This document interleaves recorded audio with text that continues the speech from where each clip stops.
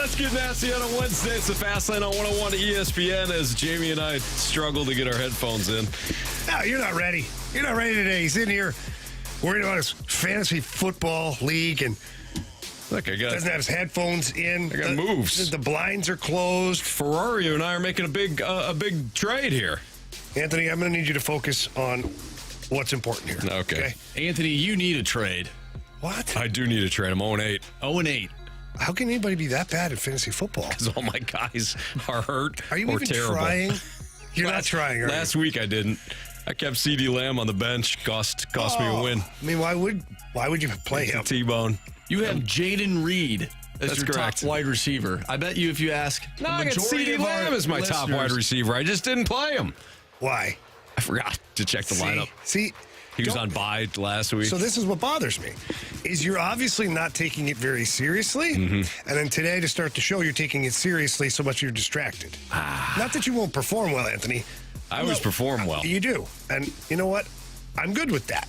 However, it's a little bit concerning. Nah, we're good. We're good. I feel good about today's show.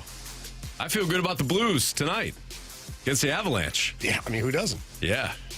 Jamie, you get the night off. Yeah, it kind of worked out okay. I'm not gonna lie, because Halloween and everything, and I like to be out there and trick or treating with the kids, or just sitting by the fire pit and Getting burned. getting burned. Yeah, burnt my hand pretty bad. Marcia, you didn't see that, but Really? burnt my hand pretty bad. Oh, wow. Yeah. What'd you do? Well, my lovely girlfriend was kind enough to make me a Yeti. The Yeah. cups here? Yeah. Full of old fashioned. So basically put 4 old fashions into a Yeti. And I was sitting out there getting a nice little groove on there at the fire pit.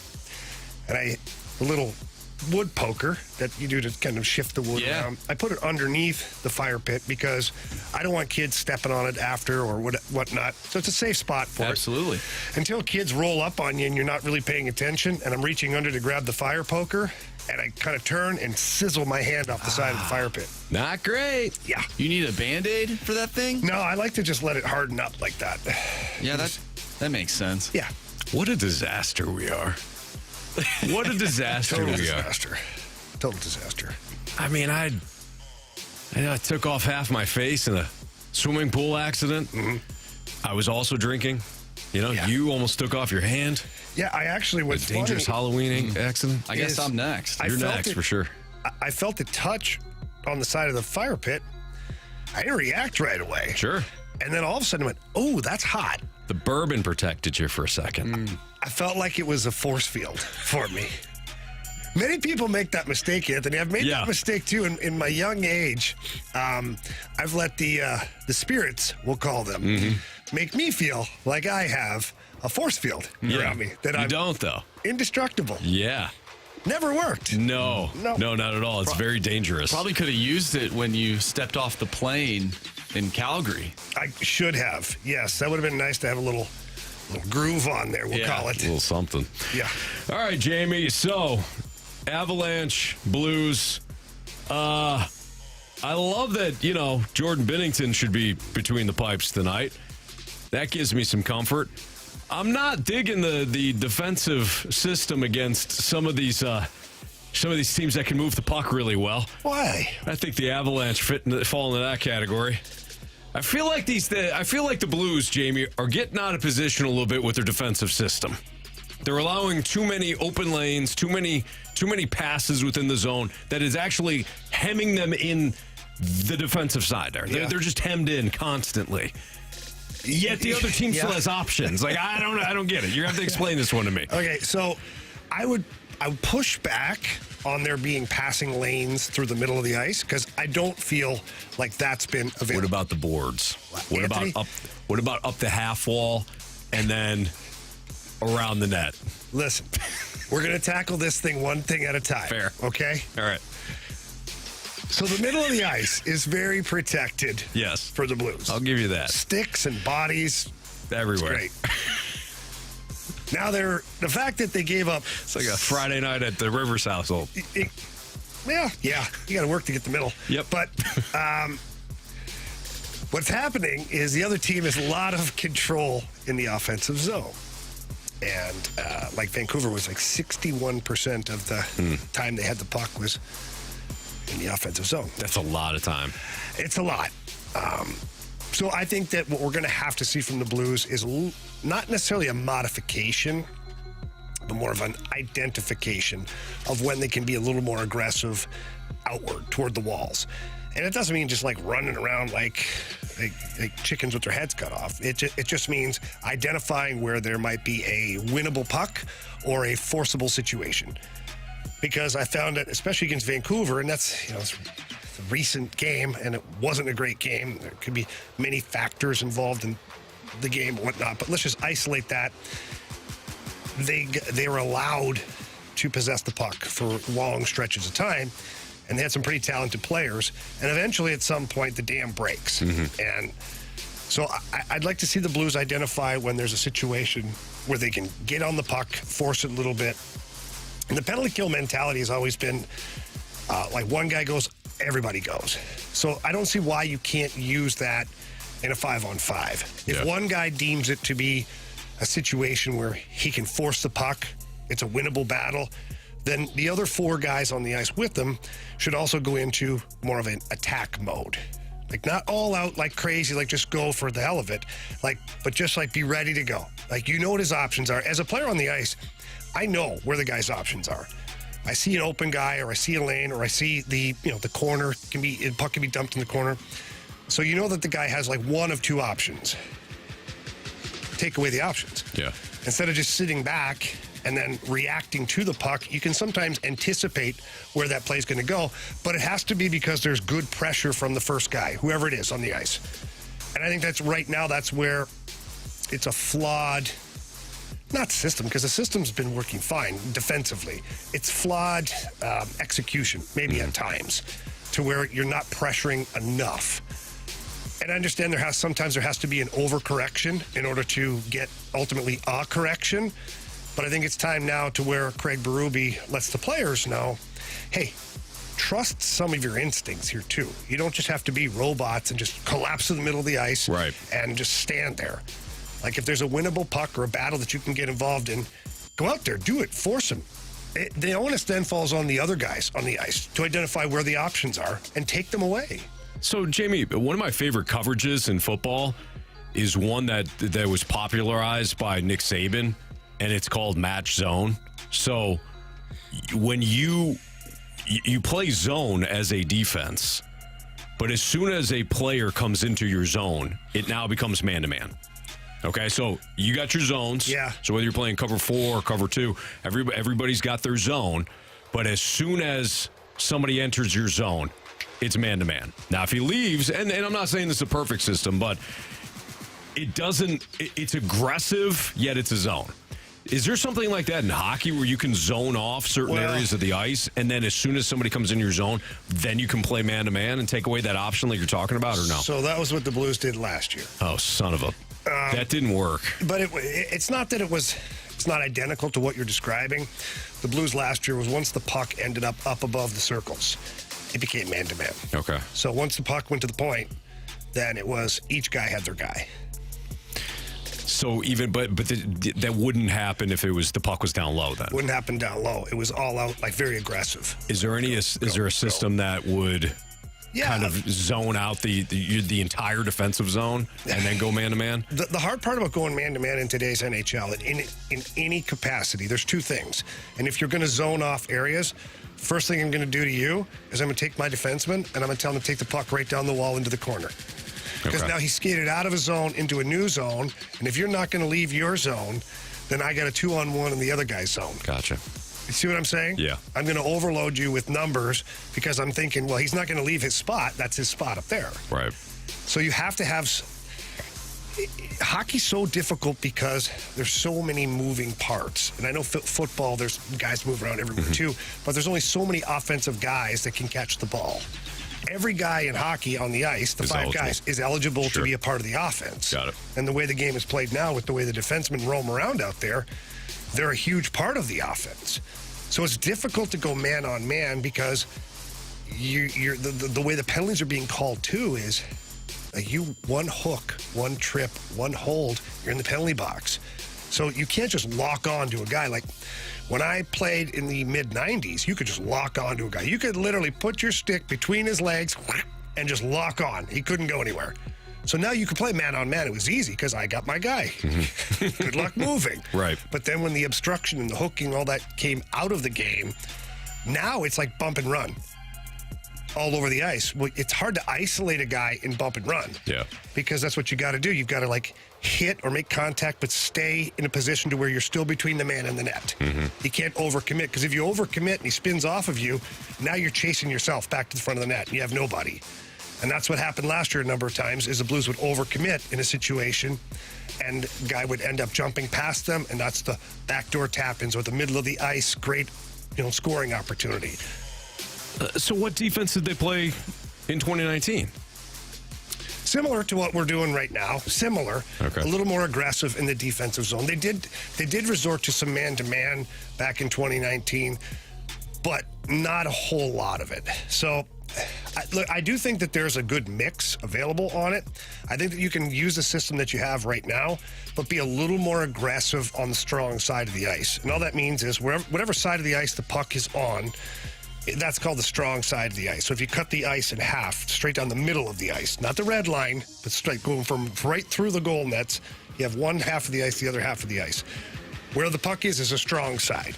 So I think when the puck is down in the corner on the strong side of the ice, you can have your first defenseman go in there, and it's stick on puck, body on body. You're eliminating. You're taking that guy away. Yeah. Then you have your forward that's down low. He's there to pick up the loose change. Right now, the Blues forward on the strong side is sitting back a little too much, allowing the ability to pass to the point. I'd like to see them kind of be a stick length off the wall. So that now they're an option to take away the middle of the ice, but they're also an option to take away the pass to the point. That was kind of smother the puck carrier in the corner or the guy down low. That's all. I'd like to see just a small tweak like that. You're playing more aggressive, but you're also still in a position to get back to the middle of the ice and take care of business if need be. That's Jamie Rivers. I'm Anthony Stalter. The Blues play tonight against the Avalanche, 8:30. And TNT's coverage is always terrible, so you want to make sure that you're locked in right here at 101 ESPN and the Blues Radio Network. No sense watching the TNT guys. I mean, when Jamie's on, great. You throw on the radio, got the TV going. It's all working for you. But just stick with us here on 101 ESPN because, we got you covered. The pregame starting at 7:30 with Alex Ferrario and Joey Vitale and, of course, Chris Kerber. It's the Fast Lane. We're going to cover a lot of things today. We're going to go local. We're going to go national. There's a lot of interesting Blues angles, maybe a Cardinals angle or two, but we got to talk about the college football rankings. So they were released last night, and Ohio State's #1. And Jamie, I missed it.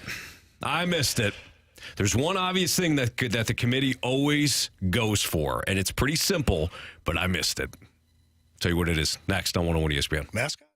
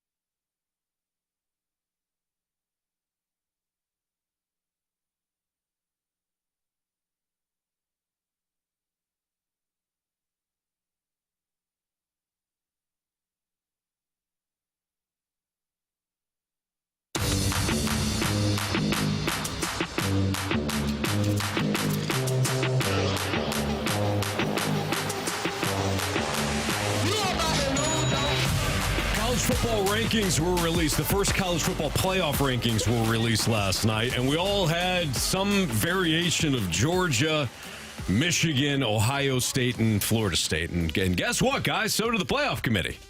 Yeah, not the way I thought I'd see it, though. Just not the variation that any of us had. Jamie Rivers, Andrew Marsh, Anthony Stalter. I did not have Ohio State number one, but I looked when I thought about it, guys, and I looked at the schedules and all that. What we often forget about with this committee is that it's about one thing. Money. They can be paid off. Maybe. I mean, but no, Jamie. It's in play. It's in play because it's college football. But I don't think it's money. We tend to think who are the best teams? Who are the four best teams? Well, that's usually how you do it, Anthony. You would think. Yeah. It's common sense wise. Correct. The committee, though, resumes. All they care about is resumes. Who did you beat that was ranked?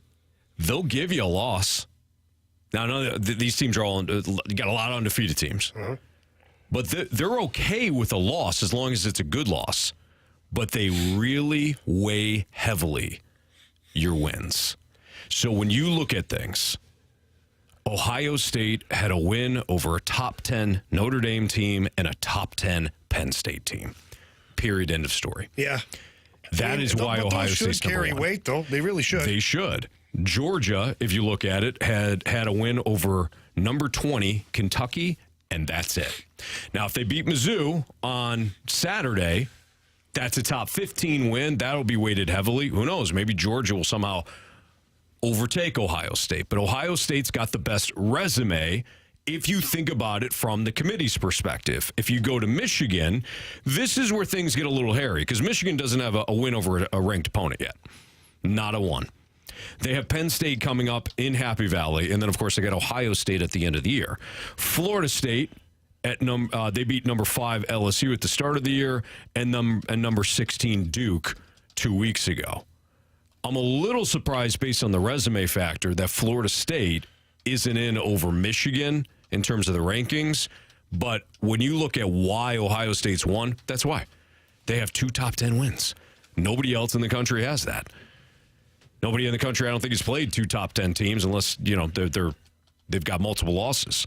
From there, you go to Washington. Washington has the win over Oregon. Oregon has a good loss, that being Washington. Yeah. I thought that was kind of weird that they had those two 5-6. I like it, though. I don't mind it. I think if those two teams stay unbeaten the rest of the way, Oregon's got the one loss. But if they stay unbeaten the rest of the way and they play in the Pac-12 championship, one of those teams, whoever wins, is going to get in the college football playoff. I think that's how it sets up. For sure? Yeah. I think that's how it sets up. You don't believe in Florida State, do you? Florida State's got a cakewalk schedule from here on out. They should win out. They got Pitt, Miami, North Alabama, and at Florida. They would. They would. So what happens then? I know I'm just hammering you with questions. No, it's right all right. Now, but don't forget, Michigan and Ohio State are going to play each other. That's what I was just about to ask. So let's say that's a close game. Mm-hmm. I don't care who wins. One of the teams wins, obviously. What does that do?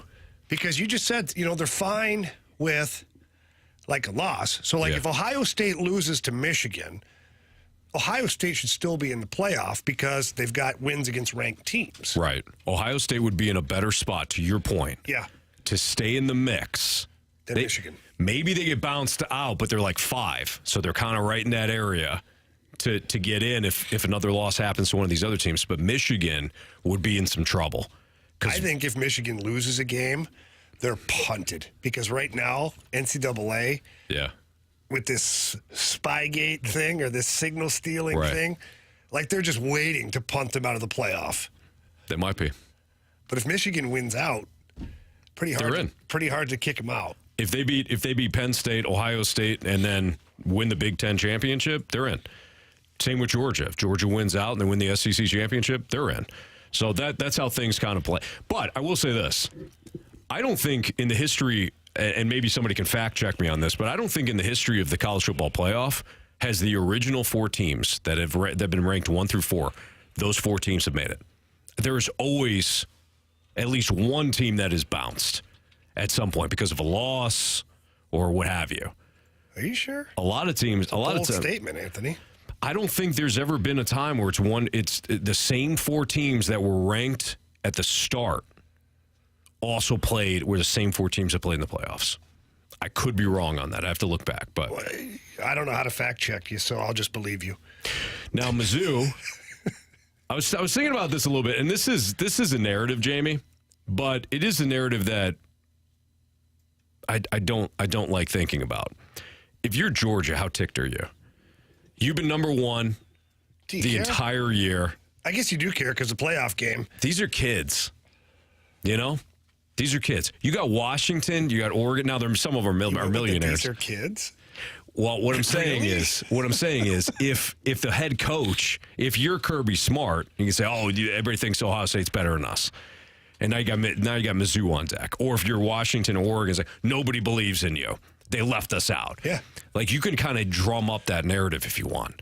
I would have rather had Georgia just go ahead and be ranked number 1 than look at that. They think Ohio State's better than you. Go out and prove it. Prove it that you're better than them. And then they hang 62 on Mizzou. Oh, on Mizzou. Yeah. I'm thinking about it from Mizzou standpoint. For this week in particular, I would have liked to seen Georgia all fat and happy at number 1. We're awesome. That's what I'm saying. We're doing great. No, you're better than I am. Right. You're the best player. No, we're all great. You're the best coach. And then Mizzou takes it to them. And Mizzou surprises them. But now this one here, they're going to be looking to drive a bus over Mizzou. Yeah. I still think Mizzou hangs. That offense is going to keep them in the game. You don't like it. I want them to hang. Mm-hmm. But have they faced no a team like this no. yet? Like the defense, they haven't faced a defense like this. This is men and boys. Yeah. LSU does not have the defense that Georgia has. No, and I'm looking at the Georgia defensive players, especially their defensive line. Yeah. That's a serious assignment for a kid that's playing for Mizzou. Mm-hmm. No disrespect, because they've got some good players, but that defensive line is NFL ready. Yeah. I don't know if the Mizzou offensive line or some of their players are NFL ready yet. And they've done a really nice job of allowing Cook to get to that 7-step drop that he needs to throw the ball deep. Yeah. If it becomes a short passing game on Saturday, you have issues. If you can't have Brady Cook go back 7 steps to allow his receivers to get downfield, and he's got guys in his face constantly, and it becomes a 3 or 5-step passing game, you're cooked. No pun intended on that one. But we'll find out. It's going to be a fun game, that's for sure.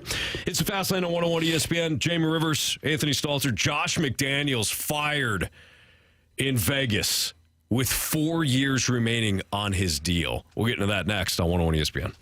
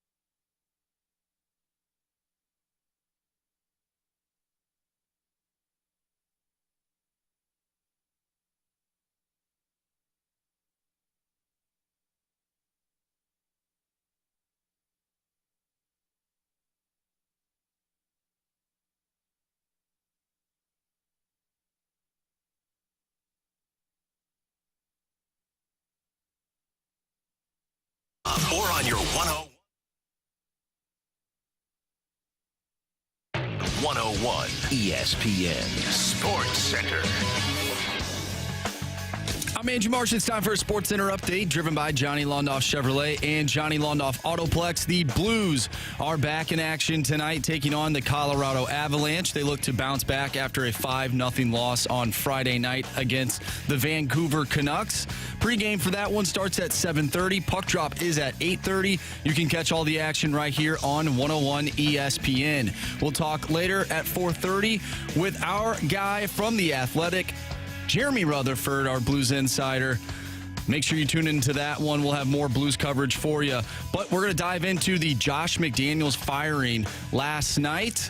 We'll talk about that next right here in the Fast Lane. I'm Andrew Marsh, and the Sports Center update is driven by Johnny Londoff. Find new roads and shop 24/7 at londoff.com and londoffautoplex.com. Are you kidding me?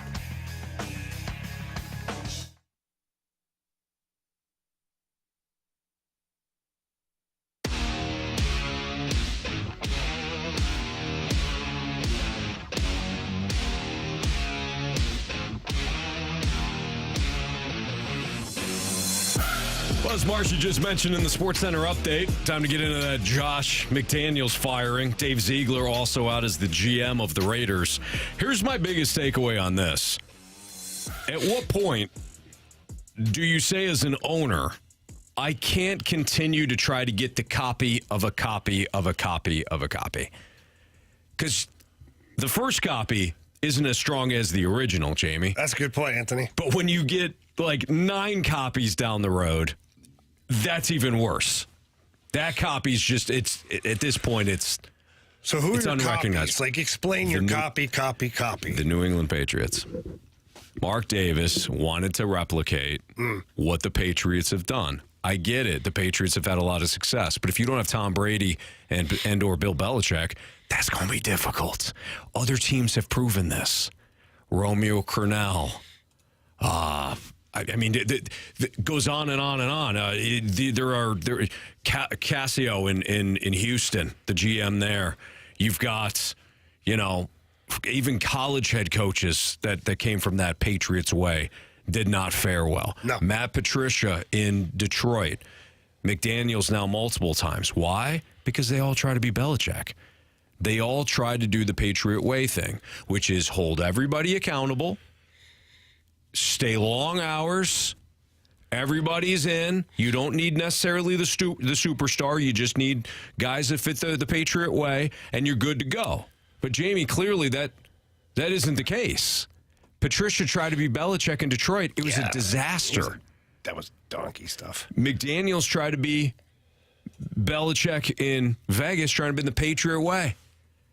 And it wound up being absolutely embarrassing for that entire organization. He's got 4 years left on that deal, too. They got to pay him 4 more years. They're still paying Gruden. Gruden. Or they paying paid Gruden. him out or whatever it is. Either way, that money's being spent on a coach that is no longer coaching for you. Yeah.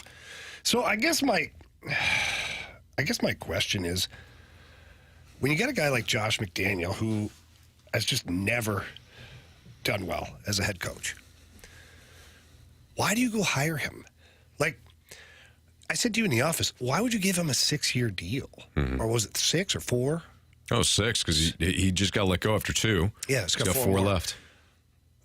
If I have an unproven head coach, so unproven that he's only been, like in Denver, I saw the numbers like 680 days or something. 639 now at Vegas, but 680 days and 8 hours as the head coach or wherever when he ditched that whole thing. Oh, the Colts? Yeah, the Colts. Yeah. Why would you do that? Like, I don't get it. I'd give him a 3-year deal and be like, yeah, you know what? 3 years. Let's see what you got. Because you don't really have a track record that shows me that you're able to do what we need done here in Vegas. But you do have a great resume as an OC, and you have a lot of Super Bowl rings, and maybe now is your time. Yeah. But we'll find out. So I blame ownership just as much as anything else on this one here. Absolutely. For hiring a guy who's completely unproven as a head coach. In fact, the only thing he's ever proved as a head coach is he can't be one. And you give him 6 freaking years. Yeah. So, Yeah. I mean, Mark Davis, my God, not only do you have bad haircuts, but made bad decisions too. He was trying to do the San Francisco thing, Marsh. He was trying to do the San Francisco thing where Josh McDaniels is not Kyle Shanahan. He's not. And then the 49ers talked about this. The ownership group they were tired of firing guys after 1 year, and they wanted to hold themselves accountable. So they gave Shanahan and Lynch matching 6-year deals, and that's what Davis did. Although Davis almost kind of missed why they were doing it. So it's like he was trying to copy again another organization. There's no out of the box thinking. I wonder if they had to offer 6 years because McDaniels, I thought he was in a pretty good situation in New England. If anything, he could have ridden that one out until Belichick retired, and then I would have to assume they would name him the head coach. Or maybe they wouldn't because they know better. Well, now they won't.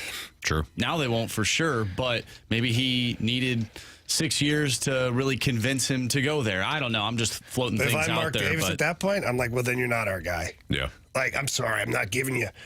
I don't care. You haven't proven ever that you're boy wonder. Mm-hmm. You've proven that you can do good with a Patriots team on the offensive side of the ball, but you've never shown Brady. Like, with Tom Brady. Yeah, that's really hard. Yeah. Well, I think maybe they thought they could replicate it getting Jimmy G. Yes. Because there was some success there back when Jimmy G took over for Tom Brady when he was suspended. Right. Yeah. So, if nothing else, familiarity. Yeah, exactly. And I think the bigger question is, why are some of these offensive coordinators getting these jobs when they're not head coaches? Because you don't know better. You don't know better if you're an owner. You see what a guy did with an offense. And you say, I want that offense. It's an incomplete picture, though. Mm-hmm. And I'm not criticizing these guys because I have been the one that has often said, go get the OC that calls his own plays so you're not filling two spots. Because when you hire the guy that doesn't call his own plays, you now have to find the OC that is good. So you have to make the wise choice at head coach, and you have to make the wise choice for OC. And then when that offense has success, he's out of there. Your OC gets plucked. So now you got to do it again. So I've been the one that has said, find the OC, find the guy that calls his own plays and make him the head coach. You don't have to replace it. But the problem is, if you don't find the quarterback to marry your system, you're screwed. And a lot of these guys, to your point, Marsh, they're not head coaches. Yeah. It's a completely different animal. Well, in football in particular, it's a way bigger animal. You have so many coaches that are underneath your umbrella. Yes. From running backs coach, a quarterbacks coach, receivers coach, lineman coach, like offensive coordinator, defensive back coach, special teams coach. That's a lot. Like, you're being asked to go from someone who manages a department to being someone who manages the chain of stores. Yes. So you're While also having an active role in sales and all that because you're calling the plays. Mm-hmm. So I think that at some point, these offensive coordinators have to get an opportunity. Yeah. If they prove it, for sure. So my problem is not necessarily with the hiring. My problem is with the term. You don't give an unproven person 6 friggin' years to figure it out. Right. Mm-hmm. You just can't. Well, good news, they didn't. Well, they still gave it to him, Anthony. That's a guaranteed contract. Well, and I don't think it helped that it's not my wallet. I don't care. Yeah, his quarterback stinks. They didn't want Garoppolo. That's the dirty secret, right? I think McDaniels did. They didn't want Jimmy G. They wanted Tom Brady. Tom decided to retire. Tom got the memo wrong, and he bought part of the team. He bought part of the team. Yeah, they wanted him to be a Raider. He thought ownership. Then they thought, well, maybe we can convince the Packers to give us Rodgers to pair up with Devontae Adams. Mm-hmm. And when that didn't happen, or for whatever reason, then they went with Jimmy G, who was hurt. And they really had this collective breath when he was cleared to play in the preseason. But then he gets in there, and he's got more interceptions than any quarterback in the league, and he missed 2.5 games because of an injury. Think about that. Mm-hmm. That's how much that guy has turned the ball over this year. And he was benched. They're going to go with Aiden O'Connell, which I think is the right move because you're moving forward here.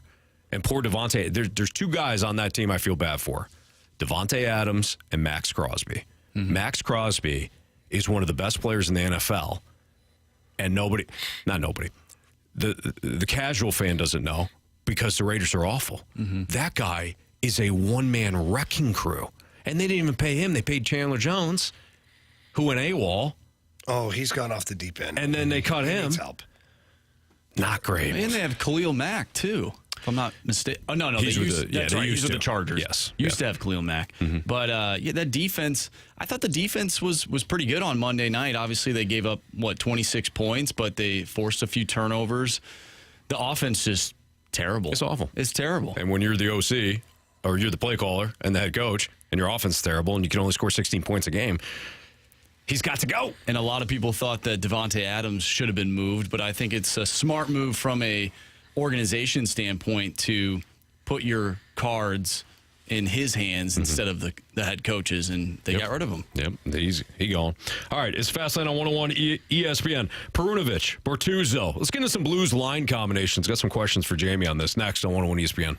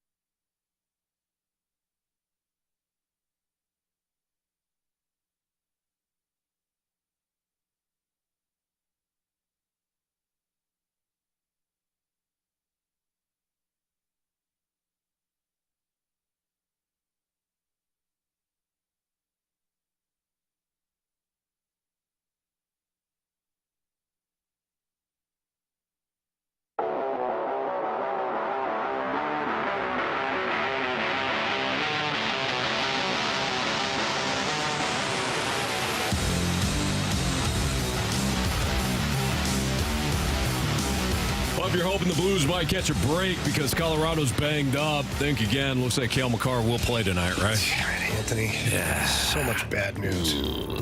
With Jamie Rivers and Andrew Marsh, I'm Anthony Stalter. Blues do play tonight against the Avs. Pregame right here on your home of the Blues. 101 ESPN starting at 7:30. So here's the projected lineup versus Colorado. And I got this from our guy, Jeremy Rutherford of The Athletic at JP Rutherford. Buchnevich, Thomas, Kapanen on the top line. Saad, Shen, Kyrou on the second line.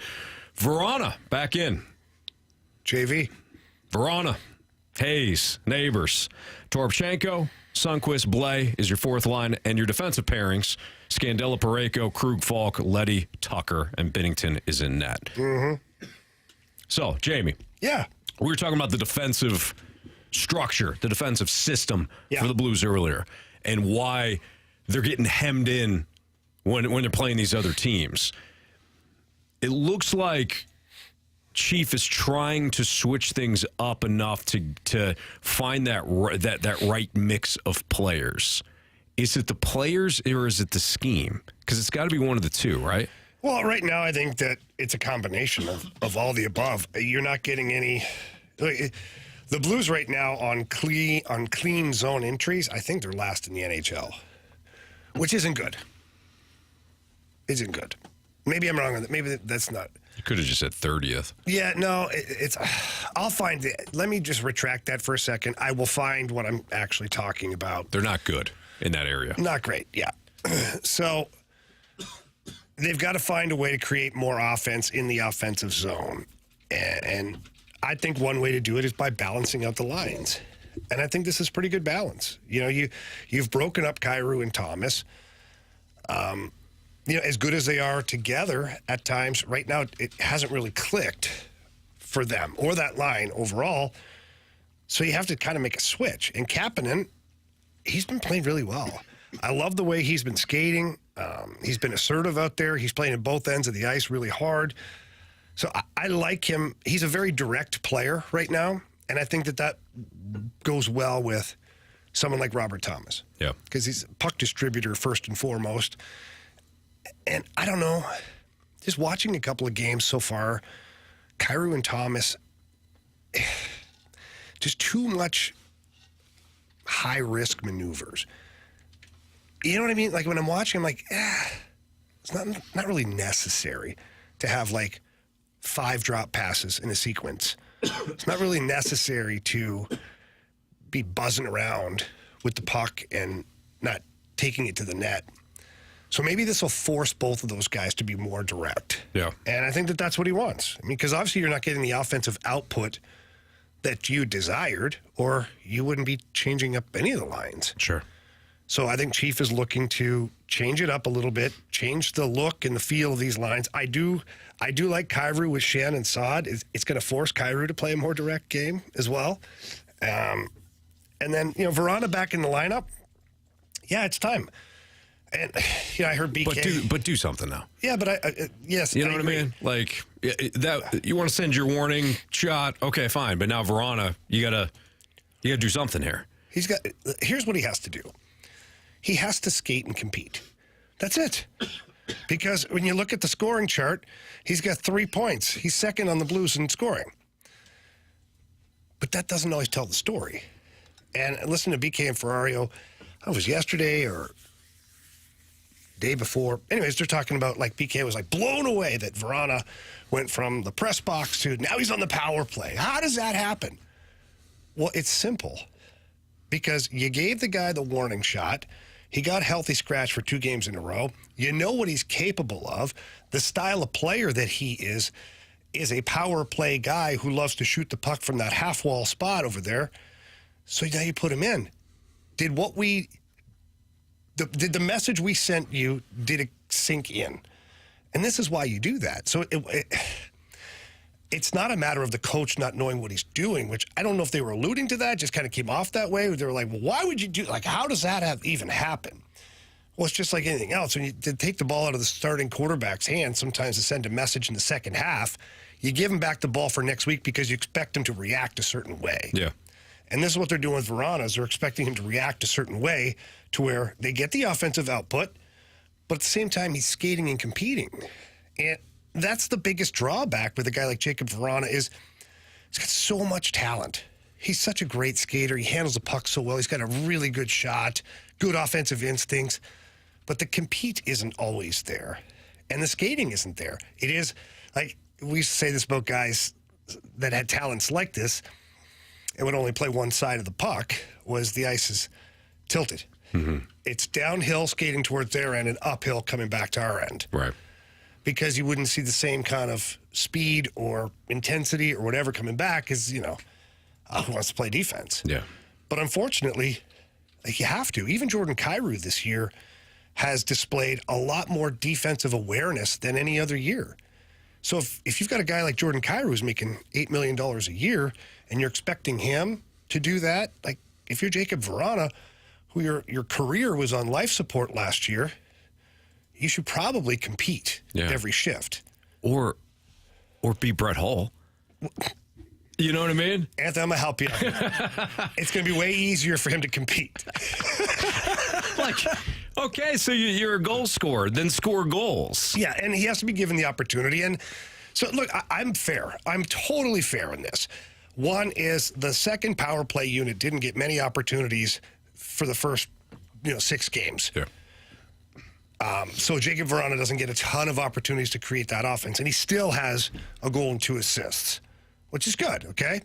But the flip side of that is he's got to do more. He's got to help that line. Like, Kevin Hayes can't drive offense on his own. He's just not that type of player.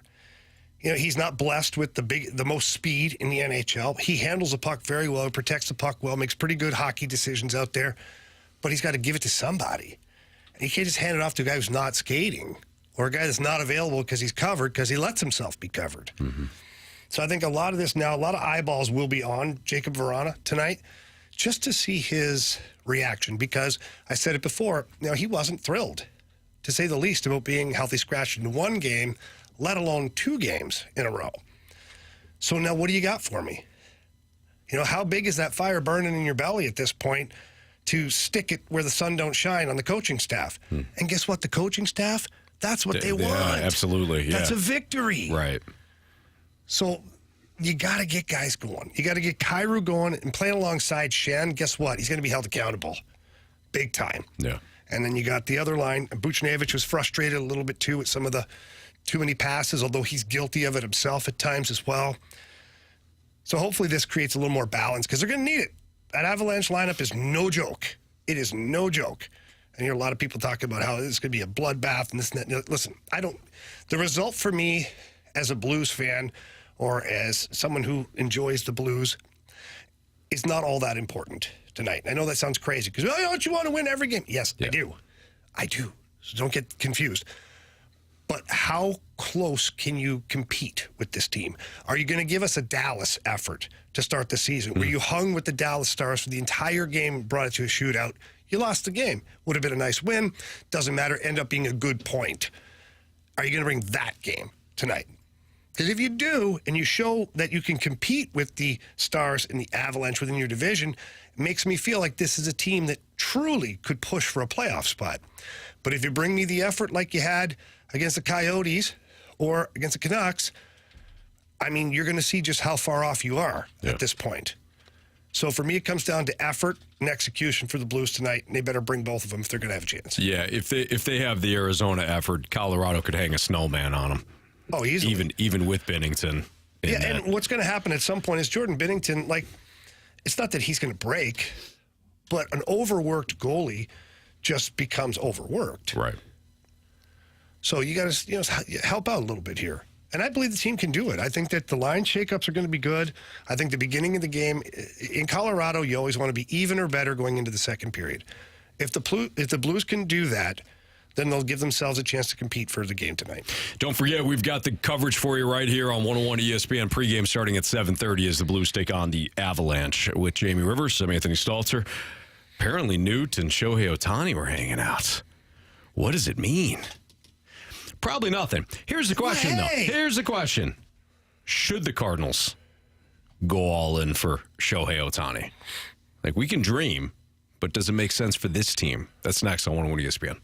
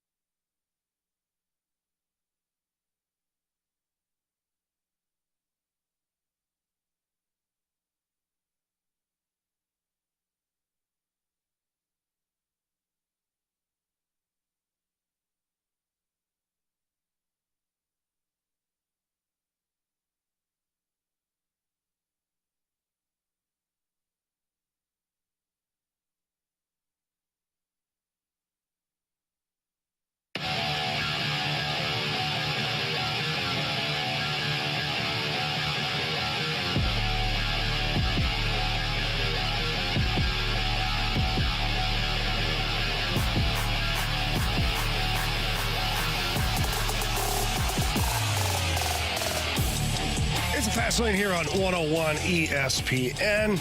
Andrew Marsh, Jamie Rivers, Anthony Stalter here. And I came across a picture on the interwebs today of Shohei Ohtani and our guy, Lars Taylor Tatsui Nootbaar.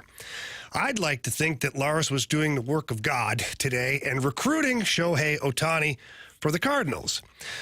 But I don't know if that's what's going on. The bigger question here that we wanted to get into today is, would you still make the deal for Ohtani even though he can't pitch in the first year? And how would that affect the Cardinals for the rest of this offseason? So, guys, here's where I am on it.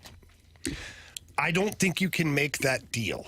I don't think you can shell out that kind of money for Shohei Ohtani right now, because I feel like it'll handicap you in recruiting or signing anything else, because that's a big chunk of change. And you're going to pay double the freight for this, because you're going to be paying Shohei Ohtani as an ace and a big bat in the lineup, even though he's only going to be a bat in your lineup for this season. But, Marshy, I know you have a different point of view on this as well, because you're looking beyond this year and then, maybe building out your pitching staff a year from now, not right away. Yeah, it was just a thought that crossed my mind when you brought this up. I'm wondering, okay, let's say the Cardinals can't get, or they don't pursue Aaron Nola, Blake Snell, but they do get Shohei Ohtani. He cannot pitch this upcoming year, but you will have him in the future. I wonder how fans would feel about that, because it seems like, to me, this upcoming year, if you don't have pitching, maybe you don't make it to the playoffs again, or you can maybe sign some one-year deal guys and then reboot your starting pitching next season, and then you'll have Ohtani in your rotation. I don't know. Are fans willing to wait a year if they would get Shohei Ohtani? I'm not sure. I'm not sure if that's the right way to go about things, but it's definitely interesting to think about. Yeah, for me, I'm with Jamie on this. Look, if you're the Phillies, the reason why it worked for the Phillies is because they kept adding. They didn't just say, one superstar, we're good, we're done. We signed Bryce Harper, done. Kicked up the feet, let's watch him win a World Series. They stayed aggressive. They brought in Schwarber. They brought in Trey Turner. They had a star-studded lineup. They signed guys and then kept signing them. They knew that was going to be their model. They weren't drafting well. They didn't want to make a bunch of trades. They didn't have anything to trade because, again, they weren't drafting well. They had to go down this route. I don't think that a team that brings in kind of a savior, it ever works out. You bring in that one guy, and you're like, we'll just kind of fill in the gaps with draft picks or guys within our organization or smaller signings, because that's what the Cardinals, I think, would do here. They're not in LA. Yes, they could afford Shohei Ohtani, but what does that do to your spending moving forward then? How much? Okay, so if we're going to do that, let's really do that, okay? How much do you think annually the AAV would be on Ohtani? 40? 50? 50. Okay, so it's $50 million. The Cardinals estimate spending $50 million total this offseason. It's what I believe is Rich Gould. Rich Gould. Rich Gould used to be TV on Channel 11. Yeah. Rich Gould's a heck of a great guy, too. Rich, if you're out there listening, hi, man. But Derek Gould, I think he said something along those lines, like it's projected to be somewhere on the 50 million mark. Like that's with like all their like that their arbitration So how can you? You can't. How can you do that? You can't. Then what are the guarantees that Shohei Ohtani next year comes back and pitches the same way? I would love to see Shohei Ohtani in a Cardinals uniform. I would too. It's not going to happen. You're trying to build a team. You don't have pitching. So you sign Ohtani, you've got to go back to the P pool and try to find something. If that. You're probably going with internal options, Jamie, at that point. So it just doesn't make sense. No. It just doesn't. Not for the Cardinals. Spending $50 million on a guy who's going to be your DH, to where you've already, and I understand what I'm about to say sounds crazy, but you already have a traffic jam at DH because you have a catcher that can't catch as much as you'd like him to catch. Yeah. So now add Ohtani to the mix, and You need pitching. You see what I'm saying? Yes. Like, if he was pitching, if Shohei Ohtani could pitch, even then it would be difficult Jamie, because you don't have the pieces. Let's look at this another way. You can't pitch him every second day. Right. Let's look at this another way. You're a business owner, okay? Mm-hmm. You're a business owner, and you're struggling. One of the departments is struggling big time, but it's also one that you need to rebuild because you won't survive. Your department store won't survive without this one facet. The other facets are fine. It's not like you can just eliminate the department. You need it, right? It'd be like running a restaurant and you don't have a grill. Basically. So go out and get a grill, you know? And then also hire a cook that's going to make sure that you utilize that grill well. And whatever that cook needs, surround them. And then make sure that the staff up front is also prepared to give great customer service. Don't just get the grill. Yeah. Don't just get the top of the line grill and put it back there, Marsh, and say, we're good. We're going to get the George Foreman grill. Yeah. That is what we're getting. You know that's You're what gonna we're love getting. it. Mo's going to be like, you have no idea how many meals you can make with this bad boy right here. Right. He gets the Blackstone grill, and he's like, we're good. Don't have anybody to cook on it, but we're fine. But you can't. You're building a team. You're trying to build a team. This may work for other teams because they've got a lot more spending power. They got a lot more leeway. The Boston Red Sox can get rid of all of those players that they got that they signed that one off season. They can absorb something like that and still try to add later. The Cardinals can't operate that way. They're building a team. And you need pitching, period. You need more than one pitcher. That's the thing. So, like, I think the thought process, I believe, for the Cardinals, and hopefully it is that if they have this $50 million-ish range, like, you're going to go get two studs.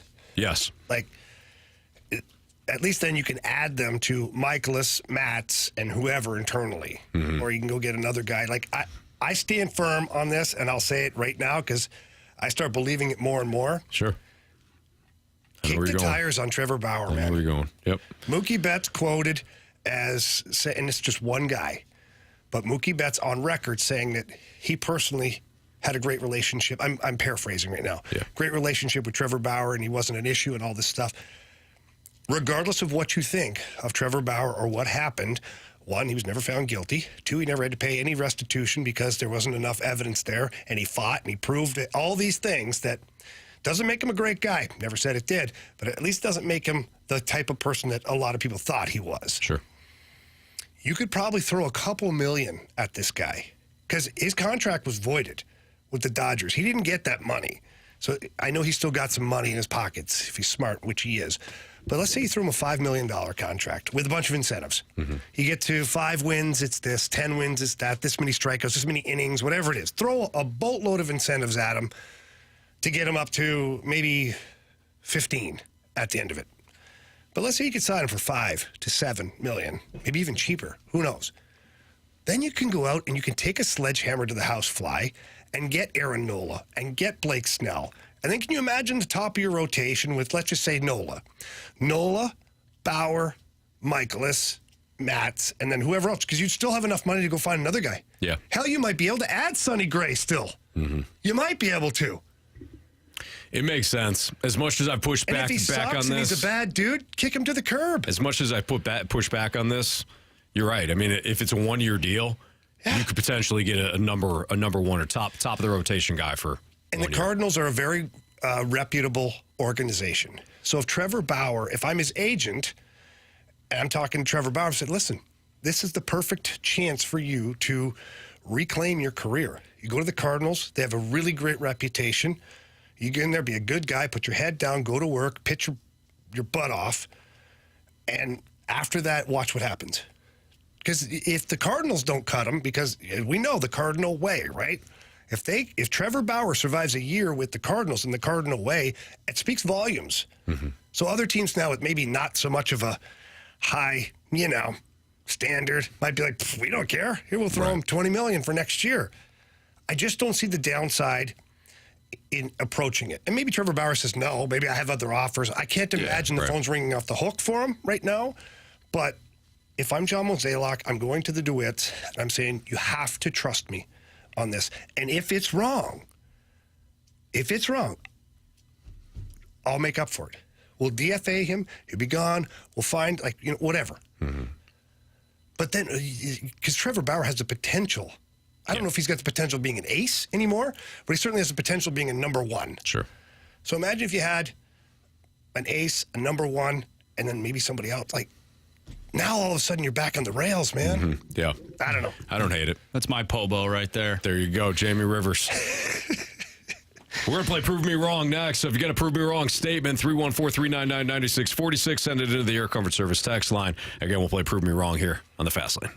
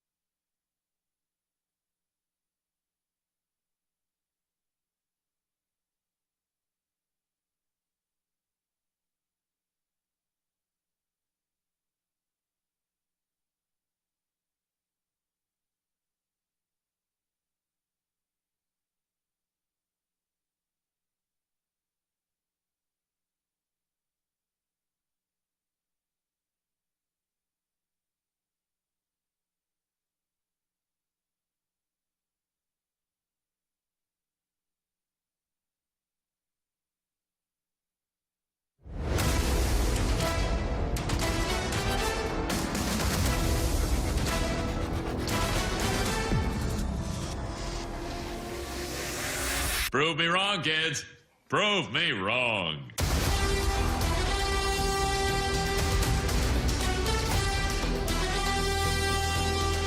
That's right. We're going to step into the courtroom. The honorable... You know what, Anthony? It's in theme. What do you mean? Well, we were just talking about Trevor Bauer. Yeah, but Never had to do that. let's try to keep this a little lighter than that. Yeah, no, I know. So we're stepping into the Honorable Andrew Marsh's courtroom today for Prove Me Wrong.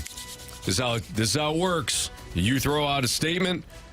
Jamie or I have to prove you wrong. And Marsh is judge, jury, and executioner. I think we did well last week. You guys did. We'll see how you fare this week. All right, what do you got, Marsh? Tough one right off the jump from the 618. Prove me wrong. Robert Thomas and Jordan Kyrou are only complimentary players on a contender, not franchise cornerstones. Well, it's pretty tough to tell that since this is the first year that they've been the lead actor in the movie. So we're 6 games in, and Robert Thomas has 7 games for Robert Thomas. He's got 5 points already so far this year. Look, I think last year they were the starting cast as well. Now, the team didn't make the playoffs, but those guys as individuals had point-a-game seasons. 37 goals for Jordan Kyrou. I'd like to think that puts him up anywhere in the league in the top 6, or even on a top line on most teams, unless you're called the Colorado Avalanche for that matter. So I think that these 2 guys just need some time to adjust to being the main guys right now for the Blues. And I think that overall, these 2 players in particular need to figure out a way to create offense while being a very defensive-minded team. That might take 10 to 15 games to where they figure out exactly how this is going to go for them. But I definitely think these 2 players in particular, with their speed, their skill set, and Kyrou's ability to finish and Thomas's ability to pass the puck, I absolutely feel like these guys can be the front runners. Yes. I'll give it to you. Yeah, you will. It is early on in the season, early on in their contract, so we'll see how things end up playing out. But talk to me in a couple years. They have the potential to do it. We'll see how they end up doing. From the 314, prove me wrong. The Cowboys put a 40 spot on the Eagles last season and almost beat them the other game last season with a backup quarterback. So prove me wrong. If they beat the Eagles this Sunday, they are the best team in the NFC. The Eagles also started a backup quarterback in that game in which they had 40. I believe that was the Gardner Minshew game for the Eagles, and he almost beat the Cowboys. Dallas, the last time we saw them play an opponent with any sort of pulse, they were destroyed by the 49ers. The same 49ers team that lost 3 straight games. Top to bottom, the Eagles have the better roster. They have the better defensive line. They have the better offensive line. They have the better skill position players. No offense to CeeDee Lamb, who is outstanding, but A.J. Brown, 6 straight 100-yard receiving games. Guy's an absolute beast. And, oh, by the way, Dallas Goedert's starting to heat up a little bit. And Devontae Smith, they're going to find him at some point. The Cowboys, too, have been disappointing from a Tony Pollard standpoint. I thought Tony Pollard would be much better than what he has been. Now, I'm more inclined to believe that he's still recovering from the injury as opposed to he just misses Ezekiel Elliott, because Pollard has been a really good running back, but not this year. So when Dallas can't run the football, and they won't be able to run the football this weekend, can Dak Prescott win it for him? I have questions about that. I don't think the Cowboys win. The Eagles will still be the team to beat in the NFC. Cowboys stink. Yeah, I was about to say, I was going to win no matter what on that one. Yeah, you could have just said no. Judge is biased against that client. Yeah. Well, I mean, come on. You can't lose to the Arizona Cardinals and then say you're the best team in the NFC. It just doesn't work like that. Very true. From the 636, interesting one here. Prove me wrong. Gym mirror selfies are stupid as hell. Gym mirror selfies are stupid as hell. Here's the thing about those mirrors, Jamie. You know this. Anybody that takes their fitness seriously also knows this. Those mirrors are put into place so that you can see form, proper form. You want to make sure that you're doing it properly, right? Sometimes you may need to take a photo of yourself to also make sure that you got proper form later on, too. Yes. When you're reviewing your workout. So, correct. Mirrors are put in place for a reason. Sometimes just a little extra study when you take the cell phone. picture. Wow, this is Anthony. You provided some good details there, especially with the progress pictures. Yeah, thank you. However, do that at home, brother. I was dead man Do walking. it at home. I was dead man walking on that one. Can I just talk about something for a second? That should be good. Okay. The amount of cell phones I see at the gym these days is ridiculous. Whether it's pictures of themselves or videos of themselves. But my guy shows up with a damn tripod to the gym. Must be an influencer. Who did? This guy, I don't know. Somebody. Some He's guy. not much of an influencer if I've never even seen this guy before. He's trying. Shows up with his tripod and sets it up and like starts running sprints, and it's got one of those little things on the, like the camera follows the motion. Mm-hmm. I'm like, bro. Then he drags it over and he's like flexing. He's in okay shape. He's not like a Greek god. Yeah. Like you expect, like, if my influencer is bringing this tripod to the gym, like this you better guy be an Adonis. is absolutely shredded. Mm-hmm. Like you're looking at that guy with envy. You're like, okay, I get it. Hell, I'll hold the camera for you. This guy does not look like that. And he's sitting there with the tripod and like talking to it. And I'm just, I told Ashley, I said, if it happens again, I'm going over and I'm tipping his tripod. Oh, no. I'm going to say, I don't need to hear you talking to whoever it is while I'm working out. Right. I don't need it. Go into the burn zone where there's nobody in that place, maybe one or two people. It's like where you go and do your own little workout, you know? Go do it in there. Put it in there. Right. I got work to do over here. Right. And I don't want to be in your damn video. Yeah. Like, who the hell wants to, like, I see these people taking pictures all the time. Like, do you think I want to be in the background of your shot? How do I know they're not taking a picture of me or video? I would. Okay, so I don't blame you. But for that matter, for some of the women that are around there working out, like, that is a thing, too, where guys are, the kids call it sniping. To where you look like you're doing a selfie or whatever, and you're taking pictures of other people around you or behind you or, you know, whatnot. Or maybe they're looking at their form in the mirror, Anthony, and they get sniped. Yeah. The camera should not be out at the gym. No. I'd like to just get my workout in and just leave me the hell alone and take your influencer stuff somewhere else. I have my workout on my app. Like I have an app to use to plug in the weight and exercise and all that stuff. And then, you know, sometimes I'll time the set so I'm not going to. Anthony, that's but fine. I'm not. I never have my camera out. I got There's my no phone reason for it. that's with me all the time because my music is on. Sure. There. So I got it to the AirPods, but I don't take pictures, or I don't even take phone calls in the gym. No. I won't you're answer working it. out. Yeah. We got one lady at the gym. If we're going to stay on this way, I'm amazed. This woman jumps on the treadmill and she's got that thing humming like 9-10 miles an hour, like full on, like, and having a conversation. And she's like having a boardroom conversation. And we jump on the treadmill and I'm like, oh, she's on a conference call again.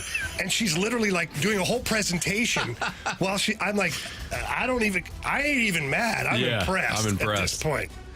But you eat a whole wheel of cheese. I'm just impressed. It's unbelievable. Yeah. So anyways, that's my your gym rant for the day. That's my rant for the day. I don't want to hate on the pictures. Like I said, I'm all for progression photos because, you know, that's for you. Yeah. Just do it at home. Especially if we're in the locker room, do not be whipping your phone out. No. So. Although I'd rather see a phone than some of the other things that people are whipping out in these locker rooms, you know? Yeah, there's some questionable things. Why don't we just wear a towel? I don't get it. I don't understand why. I don't get it. Yeah, I don't understand why it's necessary for some gentlemen to, I don't know, have to reach down and pick up something off the floor with no towel on. What are we doing? I'm like, I don't need to see that much of you. And you're like, oh, don't look. I don't. But when you're walking around a corner, you're like, dude. You got this guy's Liberty Bells hanging down. Yeah. The old fumble rooski. You're like, bro, come on, you wrap the towel around yourself. Tuck them into your socks. That's impressive. All right. Speaking of low-hanging fruit. Yeah. Unbelievable. From the 314, I'm just... Power through it, Marsh.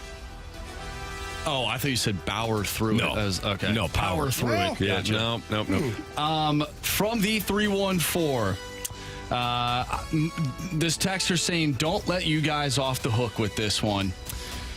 We asked this question, I believe, 2 weeks ago, but here we go again. Take NBA players off the court and NHL players off the ice. Prove me wrong that NBA players are better athletes. Neither craft, just better athletes. So, I got to get this straight. I'm proving that NBA players are better athletes? So if you take NHL No, players, but that's what they want me to do is prove them wrong that they are? if you throw them in like a different sport, Yeah. that's what I'm getting at. Yeah, I refuse to do that. One, there's no way. There's no way. There's no way. I tell you right now, you take almost any hockey player, he can play every single sport. Every single sport.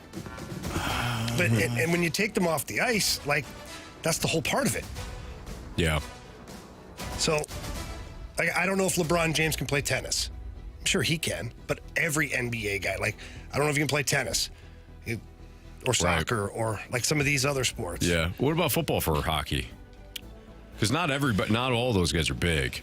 No, but There's a lot of forwards that are kind of smaller. Yeah, but we're not playing in the NFL. Just better athletes. So all he has to do is be able to throw and catch and run. Yeah. I mean, we're not saying, oh, we're going to line up, LeBron James at tight end, or we're going to line up Mitch Marner at tight end. Right. Like, we're just saying athlete. Yeah. Like, can he run a route and catch a ball? Right. I guess we need more information. This is our law firm. Our law firm is requesting more information Yeah, on we this. need- like, what are we competing in? We need a little bit of a Take them continuance. off the ice. Take them off the basketball court. Well, what are we doing then? What are we competing in? It is a toss-up. You know? It's a toss-up. Like, for instance, like, you put Phil Kessel, hockey player, good hockey player, right? Yeah. Put him in any other sport, I don't know how he's doing. Yeah, and same could be said for, I don't know, somebody like Victor Wembanyama. Put him in on the squash court. What does he look like? Pickleball. Can he play pickleball? Can he run a route playing football? Like, I don't know. Maybe he can. We would like a continuance on this. Yeah. Yeah, We need to gather more information. Yes. we'll have to push. I'm not a big law person. I abide by the laws, but I don't know the terminology. One of us. So Nice. we will push this. I think that might be the right terminology. We need more information.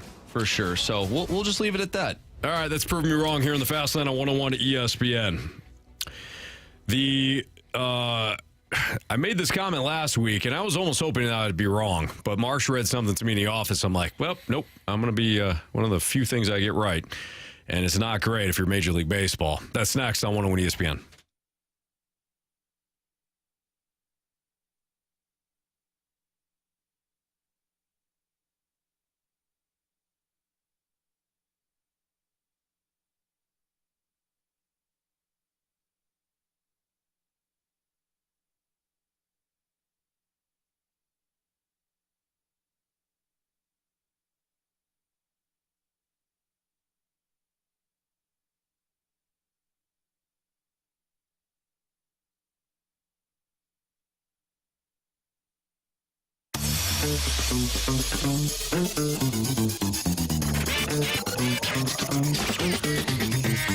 If you're currently in the market for a brand new vehicle or a pre-owned vehicle, head over to Johnny Londoff Chevrolet. Family's been in the business for over 80 years. I've been a customer for over 20 years myself. Just purchased another vehicle from Londoff Chevrolet and couldn't be happier. And you got to remember, too, at Londoff Chevrolet, it's more than just a price tag for the team over there. From the moment that you walk onto the lot to the moment you drive away in your vehicle, the Londoff family wants you to feel like you are part of the family. And the sales representative's doing an incredible job of matching you up with the vehicle that, one, fits your needs, and two, fits your budget. And let's also remember that Londoff Chevrolet offers the most money for your trade-in, too, and that's a Londoff guarantee, which is fantastic. Again, that falls into the customer service. So please visit either of the locations. Got two of them now, the original in Florissant, the new one in St. Peters. Get in there. Tell them Jamie Rivers sent you. They love hearing that.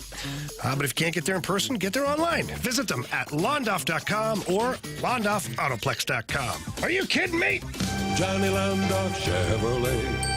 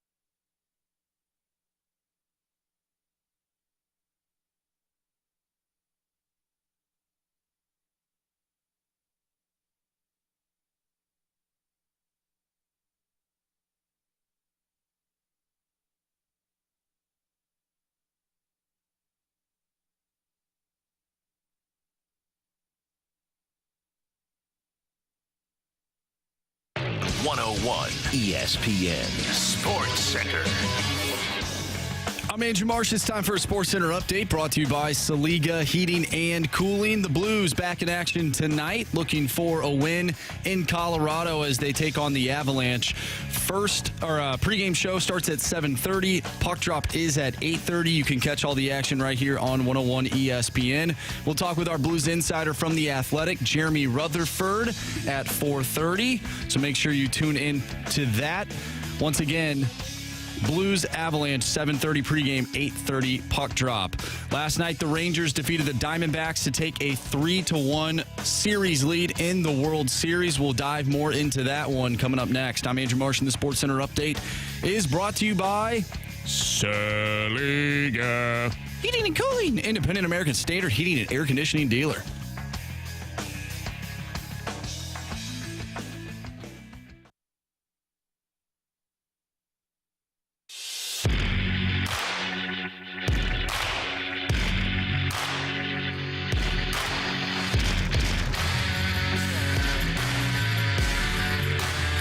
Jamie Rivers. I'm Anthony Stalter. So Andrew Marsh read something to me in the office today.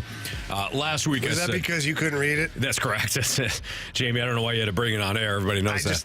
Everybody knows I was in the orange reading group after starting the blue reading group in first grade. I got dropped to the orange reading group. Yeah. Well, I would say relocated within the company. Yeah.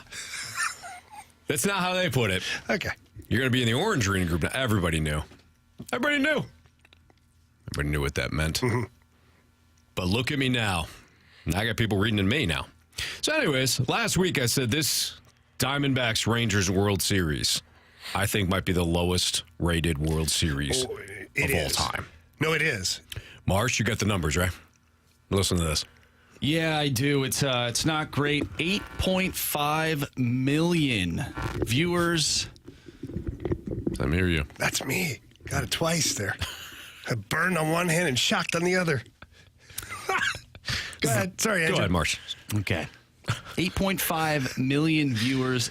It is the least watched ever World Series, according to Front Office Sports. If we go back to 2016, the World Series has sort of been dipping down in the last 7 years. The 2016 World Series between the Chicago Cubs and the then Cleveland Indians was at 22.8 million, and now it's down to 8.5. So the question is, I guess there's two questions. One, can Major League Baseball do anything about this? And two, first, why is it down? And two, is there anything Major League Baseball can do? Jamie, if you don't have storylines, that first question's pretty easy to answer, isn't it? Yeah, I don't think Major League Baseball has done a good enough job of selling that this is the first, the Texas Rangers have never won it. Yeah. Do you still think casual baseball fans would care? I think they would, but maybe not until now, to where they can actually win it. You know what I mean? Yeah. Like if I'm a casual-ish baseball fan, probably not interested in the World Series. But then when I keep seeing headlines of, one game closer to their first ever World Series, blah, blah, blah, blah, blah, blah. One game left before I'm like, oh, well, that's kind of neat. I'm going to tune in. I'm going to tune in tonight because they have a chance to win it. Now, will I be watching every pitch? Probably not. But then when you get close to the game, you're like, okay, they have a chance here. To me, that's the only storyline available. This is why... Or the underdog, I guess, with the Diamondbacks, but nobody cares about the Diamondbacks. Yeah, nobody cares. Nobody's been paying attention to Arizona. That's part of the problem. You weren't watching them in the regular season. Why care about them now? Just because they're an underdog? You've seen an underdog win before. Mm-hmm. Jamie, this is why I often push back when people are like, I want a couple of new teams. No, you don't. You think you do, but you don't. What you want is that team to root against because you're sick and tired of them, i.e. the Patriots, i.e. the Dodgers, i.e. the Astros or the Yankees back in the day or the Red Sox. You want a team to root against. You do not want new blood. This is new blood. Anybody watching? No. You don't. There's no draw. You want a team to root for and a team to root against, and you don't care. Well, and the one thing that I keep hearing that I'm going to push back on is, well, the market, the Texas market, that's a pretty big market. That's a major market. Well, no, it isn't. And here's why it isn't. Because if you live in Ottawa, Canada, you don't care about the Texas Rangers. Yeah. But if the Dodgers are playing the Yankees, you're watching the game. Right. If you're in Calgary, Alberta, you don't care about the Texas Rangers. Mm-hmm. But if the Chicago Cubs are in the World Series, maybe you're tuning in. Yeah. So it's not that the market isn't big enough. It's just not a marquee market. Sure. Or a marquee team. Does that make sense? It does. This is where I think Major League Baseball also fails. We often talk about the players not being promoted enough, right? Like the star players being promoted. What about your own teams? You're not promoting your own teams. Mm-hmm. How many casual baseball fans even knew that Bruce Bochy had came back? Are you doing enough throughout the course of the regular season to push your products? Or are you just pushing Yankees Red Sox on a Sunday night? Well, they are. How many times did we see the Yankees Red Sox on Sunday Night Baseball? Both those teams were not fun to watch. Right. And we mentioned it yesterday with Dan. That rivalry used to be unbelievable, and it's not anymore. Yeah. It's not. When you have a team that's down or you have two teams in this case this past year that is down, good luck. But if you're Major League Baseball, you're going to have to bite the bullet and start to cover more of your teams now and really force feed the storylines. It's going to be slow at first, but you have to build it up so that in case the Rangers and Diamondbacks do kind of get in, at least people might have that, oh, yeah, Bochy, or, oh, whatever the storyline may be. Yeah. Because you're really pushing it out there. I don't think it's going to be easy because baseball is a regional sport. There might be nothing that Major League Baseball can do about this. You love your Cardinals. You'll pay attention to the postseason if the Cardinals are still in. Otherwise, you're checked out. And this is one of the strongest baseball markets in the nation. I wonder if this has anything to do with the fact that the season is now bleeding into November, and there's a bunch of other sports going on. Yep. We have NBA that's now playing. You're right. The NFL is in full swing. The NHL is back. You do not have the spotlight. You don't. Like, I like going on Twitter and seeing all these, on this day back in blah, blah, blah, like Game 7 of the World Series. It was like 2 weeks ago. Yeah. Or like a week ago or something like that. The games are now in November. Like, what are we doing? I understand 2001 being in November because of what happened with 9/11. Yeah. Yeah. But the season or is... pandemic or whatever. Yeah, right. We But get now... that part of it. Right. The season is too long, and now you added more teams to the playoffs, and it's way too long. They need to shorten the season, and I know it's a money thing. The owners will never shorten the season, but I think if you went to 140 games for each team, it's not a massive deal. It's 22 games. Yep. But then you did have your playoffs with the same number of teams, so that's still kind of compelling, or it gives people a chance that hopefully their team gets in. Absolutely. But then to your point, Anthony, build the storylines. Yes. Like MLB should have at least one person, if not more, in charge of each team that makes the playoffs. Like, here's the 10 teams that might get in. Now, there's only 7 that get in. But what are the storylines? Build it from there. You know what? Make me a movie right now. Yep. What are the storylines? And you start hammering that crap out on your socials. You start sending it to the teams themselves so they can put it out on socials so that you're starting to see this stuff over and over again. More players on mainstream TV, not just MLB Network. Right. More players on ESPN, on, whatever. Maybe there's players that are on TNT and the basketball broadcast. You don't think guys would jump on with Shaq? Yeah. And good Barkley? call. Matthew Tkachuk was on TNT. Cross-promote. Last year in the playoffs, Matthew Tkachuk ended up on the basketball set of TNT talking with these guys about hockey. And, what are we doing here? I agree. I wonder if just people are checked out now. Like, the season being too long, people are checked out. Like, If your team's not in it, why are you compelled to watch? And how long are you going to watch that for? Because obviously the Cardinals not in the playoffs this year. Yeah, will I watch the first few rounds of the playoffs? Well, sure. Because it's fresh. Like, I still want to watch baseball. Yeah. My team has been terrible all year. Let me watch some good baseball. You get some day games, which is kind of exciting. Absolutely. Yeah. And now that, Halloween has passed, people are just doing things. There's a lot more to do. And we get an interesting text here. I don't know what you guys think of this, but from the 314, gambling on sports is now legalized, and baseball bets are boring compared to others. It's a great point. Are they? Yeah. How? There's so many prop bets. I've said this now. Baseball has a ton of prop bets. Listen, if you got the FanDuel app, then you're good. You're good to go. Because they got all the player props. They got all the same game parlays. FanDuel.com/fast. Yeah. That texter is right, though. Money lines, and I've said this before, I've been saying this for years, money lines confuse the casual bettor. They can look at a point spread and say, okay, -7, +7, I realize what the team I'm wagering on needs to do. When it comes to money line, you get a -150 thrown at you. I have no idea. I just want to bet on the Rangers, right? Oh, they're a favorite at that point, Anthony. They are a favorite at -150. Yeah. Which means So if you bet $15. Yeah, you win. 10. Exactly. It's not good. No. I was going to explain that to you. Yes. I appreciate that, Jamie. You're Thank you. welcome. I got you. Point spreads. That's why NBA and NFL and college football do a lot better than baseball and hockey. information isn't there too with hockey. So, but this that texture is absolutely right. No, but again, I think that It is my mic. No, it's mine too.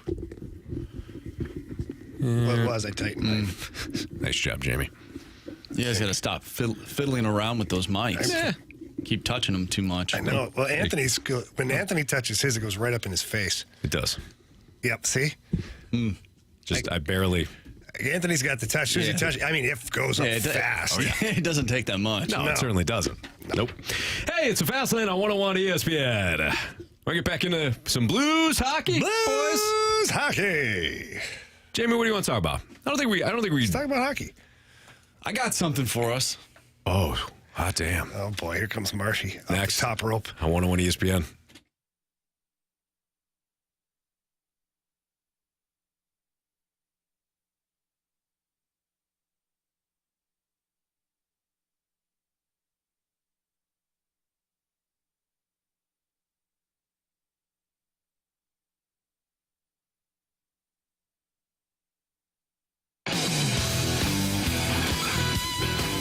Elevate your performance with Pure Performance, your one-stop shop for all aftermarket modifications. And one thing I can tell you is that no matter what vehicle you have, Pure Performance is going to make it look incredible. And for those Jeep drivers out there, you might be wondering, well, I've got an older Jeep. It's a bit of a classic. They may not have something for it. Wrong. They do. All years, makes, and models of the Jeep, they've got you covered there. If you're driving around one of those brand new Ford Broncos, trust me, you're going to want to head over to the Pure Performance showroom. It's 25,000 square foot facility, and they have everything in there. They're going to make your car, your SUV, your minivan, your pickup truck, you name it, they're going to make it look so good. You may not even recognize it. So please head over there, and when you get there, ask for Shelby and tell Shelby that Jamie Rivers sent you. And she's going to take great care of you. Going to find out exactly what you need for your vehicle, what you want for your vehicle, for that matter. Even has suggestions because they do so many modifications to so many vehicles that they're going to think of things that you've never even seen before, and you're going to love it. And don't forget, it's a full-service shop, so anything else you need while you're there, they've got you covered. So please get in there, visit them in person. If not, visit them online at pureperformance.com. That's pure, P-U-R, performance.com.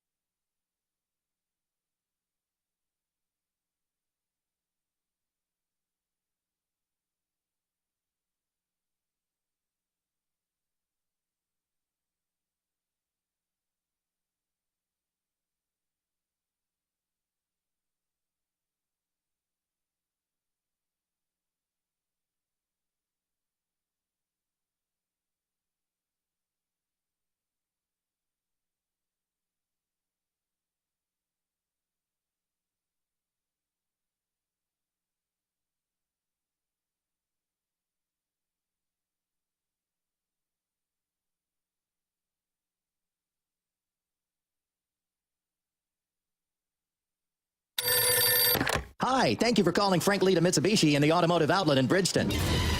Do you like scary movies? No, they don't scare me. What does scare you? Big down payments. They make me want to scream. And at Frank Lita Mitsubishi? Frank Lita Mitsubishi knows it's a crime to pay more than a dime. Every vehicle, one dime down. Come pick one out. Maybe I'm already here. Cool. We're having a spooktacular sales event with 2.99% financing for 60 months. What if I have scary credit? If you bring home $350 a week, you could get up to $25,000 in credit. With just a dime? Yes, even the new Outlander with third row seating. Perfect. And I'm right behind you. Oh, hi. Hello. At Frank Lita Mitsubishi. In the Automotive Outlet in Bridgeton. YesLita.com. New 23 Outlander, $29.5, dime down, $530 a month for 60 months at 2.99% APR, plus tax tag title to qualified buyers.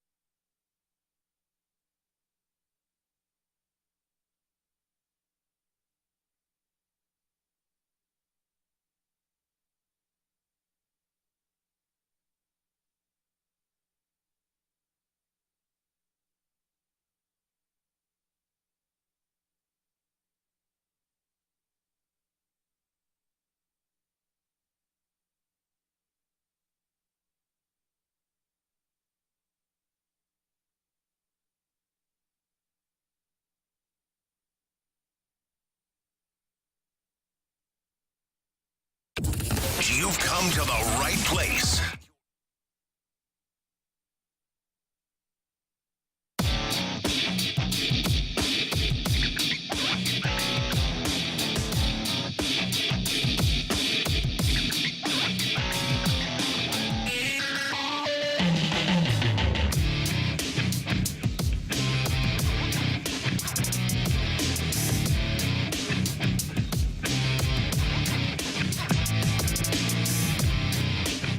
All right, Marsh, you said you had something for us hockey-wise. Yes.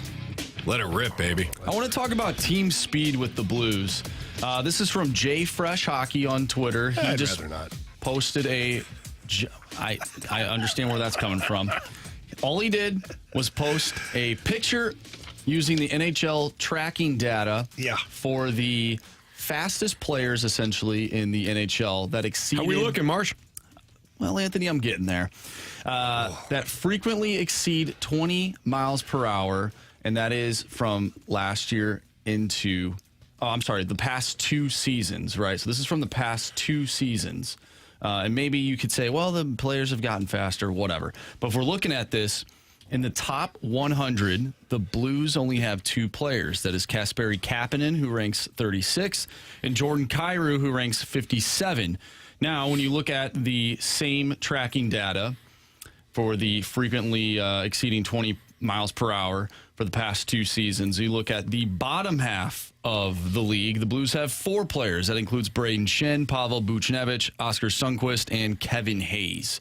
So I want to get your thoughts on team speed for the Blues and how they implement that within their game. Because a lot of people, especially on the text line, think that the Blues are too slow. Yeah, and when they don't play the way they need to play, they are too slow. I mean, it's a fact. Like, if you're going to go player for player across the league, then the Blues don't have a fast team. But that's why I say you have to be able to play fast. Craig Berube knows it too. Doug Armstrong knows. Nobody is sitting in their office thinking that, boy, this team's really blessed with speed. Yeah. That's why adding Kapanen, adding Vrana, that's part of the attraction there, was they did bring speed to the table. Because you have to remember, you had Ryan O'Reilly, you had David Perron. Yep. These guys are great players, but they weren't fast. No. They just weren't. But they could play fast. But you could play fast. With the puck. With and without the puck. You know, that 5-6 foot puck support at the right time, being available for a pass at the right time, lets your team play a faster game. Call it an illusion or whatever you want, but other teams feel it. It's just a fact. When you can gain the zone with puck possession and you've got a middle lane drive and you've got secondary wave of offense with the defenseman jumping up and joining the attack, and you can move the puck to one of those guys, you continue pressing north up the ice, makes you feel or appear like you're a faster team. So that's why it's so important for the Blues, to a man, to make sure they're dedicated to competing and playing the connected game. Because if they're not connected, it looks like you're just not. It looks clunky. It looks slow. It looks all of those things. Almost like the effort isn't there, which is not the case. They're not playing fast. So, Jamie, to use yet another cross-sport reference, right? When it comes to football, if you want your players to play faster, as I hit my mic right in my big old schnoz. Playing with it, it goes up every time. Yeah, it certainly does, Jamie. You know that. Mm-hmm. If you want a faster defense, but you don't necessarily have elite speed defensively, you simplify things. So like a defensive line, for example. Instead of giving them multiple things to look at, they have like one gap. That's it. One gap, get upfield. That's what Pete Carroll did in Seattle with the Legion of Boom team. Now, Legion of Boom was obviously the secondary, but the defensive line, one gap, baby. That's it. They played a lot of cover 3, and you do that enough, you get used to it, you get comfortable, and then you play faster. Is there a simplified version of what the Blues are doing that they can implement so that they can play faster. Well, there's nothing difficult or complex about the way they play. It's just hockey. It's just making sure that you compete to be that puck support. It's what it is. And from the time that you're a child playing hockey, the coach always says the puck always moves faster than the player. So if you're available for a pass up the ice, and the player who has the puck can execute a pass tape to tape, you've just advanced the puck 40 feet faster than any one person can skate, including Connor McDavid, up the ice. So now if you have another guy available after that that's supporting the puck, and he moves the puck up the ice another 10 feet within a half a second or millisecond, that puck has traveled now 50, 60 feet up the ice like that. Boom. Yeah. That's playing fast. You don't have to take the puck behind the net and go coast to coast at 25 miles an hour. Mm-hmm. You don't have to. You just have to have guys that are available to receive a pass and to continue to move the puck north up the ice. And that's where the Blues can be a faster team by designing just simple plays to keep the puck moving and executing. And when you pass the puck side to side or backwards, it kills team speed. Yeah. How can you be pushing the pace up the ice if you're drop passing inside your blue line? And you got a guy that's up at the blue line, he's available, but you pass it through the middle of the ice and it gets picked off and head back the other way. That kills your team speed if you're the Blues, because you're not blessed with individuals. They're all high-end skaters. One of my favorite plays I saw, I forgot which team was doing this, but they would make that stretch pass to a guy right inside the red and the blue line, and he had no speed heading into the zone, but the guy that made the pass followed up with more speed heading north, and a little one-touch pass, and that defenseman closes in on that gap at the blue line to try and gap up, but by the time he's right there, that other guy's going 100 miles an hour right at him, and he can blow past him. The old torpedo. Yes. They call that. They do. They call it torpedo play. The old torpedo. Yeah, because one guy just circles up and heads up the ice, yeah, and one guy kind of drifts to the middle of the ice or whatever with very little movement, and you fire that pass up. The defenseman closes out on this guy, and he just pops it to the side. The other guy's flying. Oh, nice. It's kind of like the ladder play. Yeah, the Statue of Liberty almost. Hook Well, and not the ladder. Statue of Liberty, the hook and ladder. Yeah. That's awesome.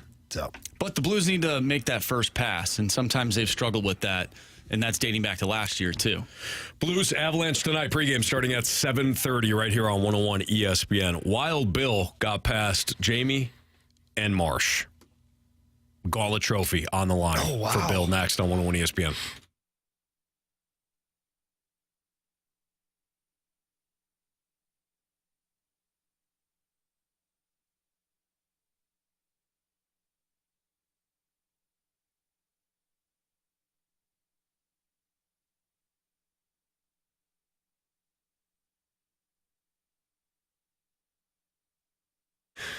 are you looking to renovate your kitchen or your bathroom or just upgrade it? Whatever you're looking to do, head down to my friends over at E&B Granite. They're located at 6135 Manchester Avenue, and they have been providing the St. Louis area with exceptional customer service and products for the last 20 years. They do such a great job. I myself remodeled my kitchen and went in there without any idea of what I was going to try and accomplish. Sales representative got up, talked to me, and kind of got a vision of what the space looked like, and then what my tastes were, what I was looking to do, how trendy did I want to go? Do I want to keep it more traditional? And by the end of the conversation, she knew exactly what I needed for my kitchen. So we went and took a walk in back where all of the countertops are located, and they've got granite, they've got quartz, they've got marble, soapstone. And I ended up with quartz. Didn't think I was going to do that. I thought, I'm going to granite for sure. No, end up with quartz, and it's amazing. And the technicians over at E&B Granite did such a fantastic job. They pulled everything out of there, put in the new countertops, backsplash cabinets. It was awesome, and I couldn't be happier with the end result, and you'll feel the same way. So please, get in there and say hi to them, or give them a call. Set up an appointment at 314-645-9300. That's 314-645-9300, or visit them at enbgranite.com.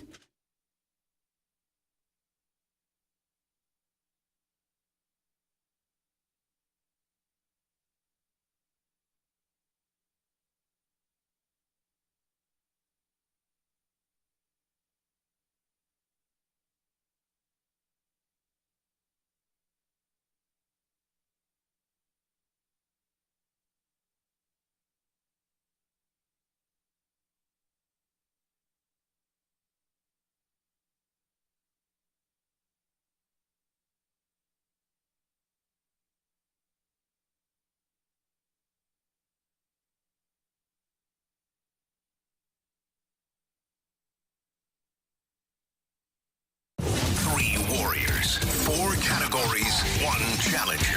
Can you master the gauntlet? Brought to you by Master, your hometown source for business communications for more than 30 years. Visit masstour.com.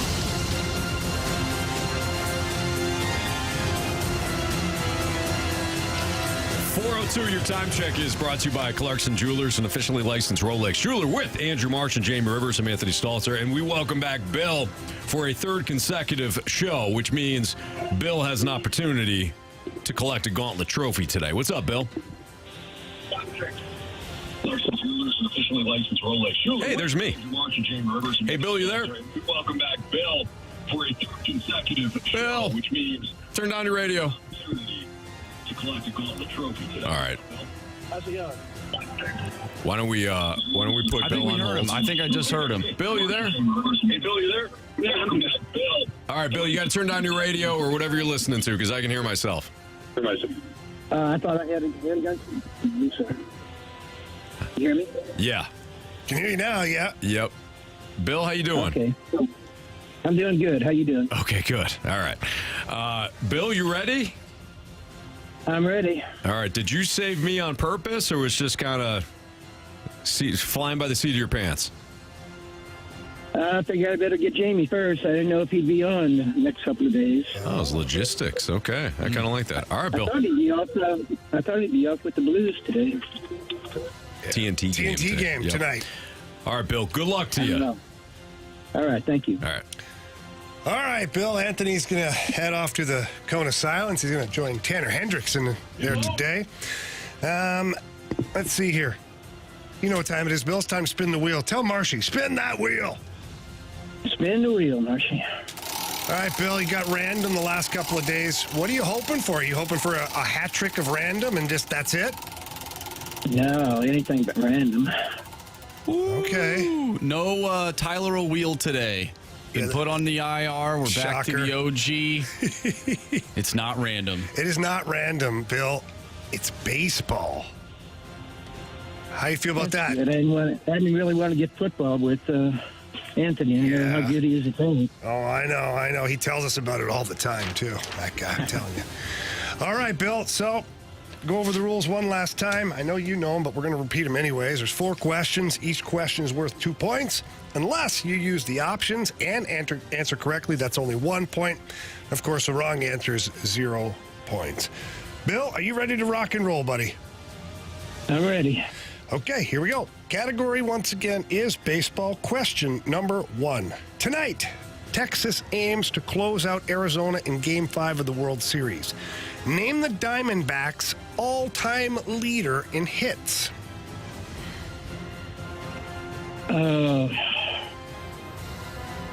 I guess I'll need the options. All right. Is it Luis Gonzalez, Paul Goldschmidt, or Justin Upton? My first thought was Gonzalez, so I guess I'll go with him, Gonzalez. Final answer? Final answer. Thank you. Question number 2. What nation captured the inaugural World Baseball Classic back in 2006? I'll need the options again. Options are the Dominican Republic, Japan, or the United States. I'm going to go with Dominican Republic. Final answer? Final answer. All right, Bill, question 3. The Rangers are back in the Fall Classic for the first time since 2011, when they fell to the Cardinals in 7 games. Who managed that Texas team? Oh, I can picture him, and I can't remember his name. Damn. I guess I'm going to have the options. All right. Was it Jerry Narron, Ron Washington, or Buck Showalter? Ron Washington. I should have known that. Final answer? Final answer. Final question for you, Bill. The Cardinals' Tommy Edman is among this season's NL Gold Glove Award finalists. Where did Tommy Edman play his college baseball? I have no idea. I have to have the options again. Options are Stanford, USC, or South Carolina.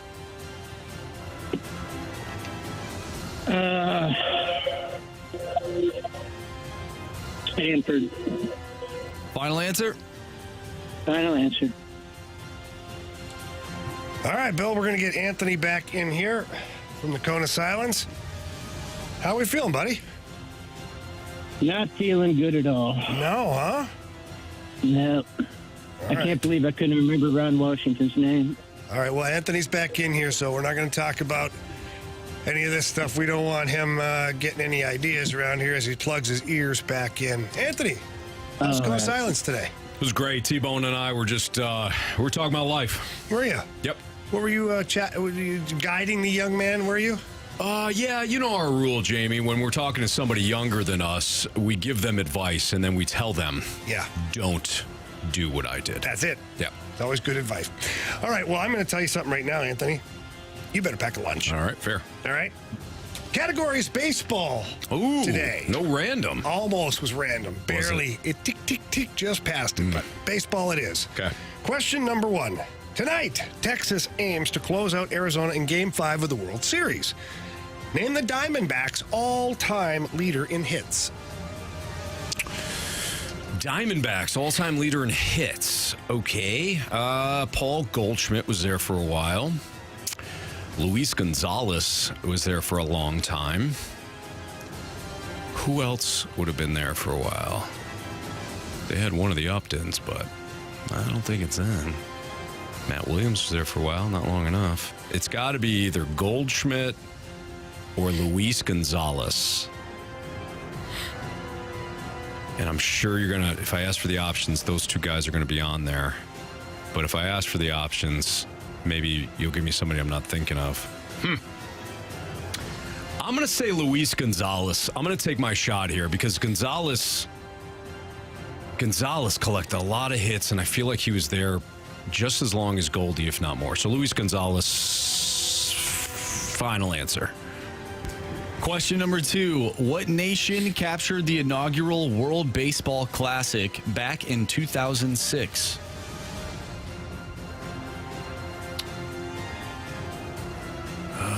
Was that Japan? I'll take the options. Options are the Dominican Republic, Japan, or the United States. I'll take Japan. Final answer. All right, question 3. The Rangers are back in the Fall Classic for the first time since 2011 when they fell to the Cardinals in 7 games. Who managed that Texas team? That was, that's how baseball go. I'm having a brain fart now. Ron Washington. Final answer. Final question. The Cardinals' Tommy Edman is among this season's NL Gold Glove Award finalists. Where did Tommy Edman play his college baseball?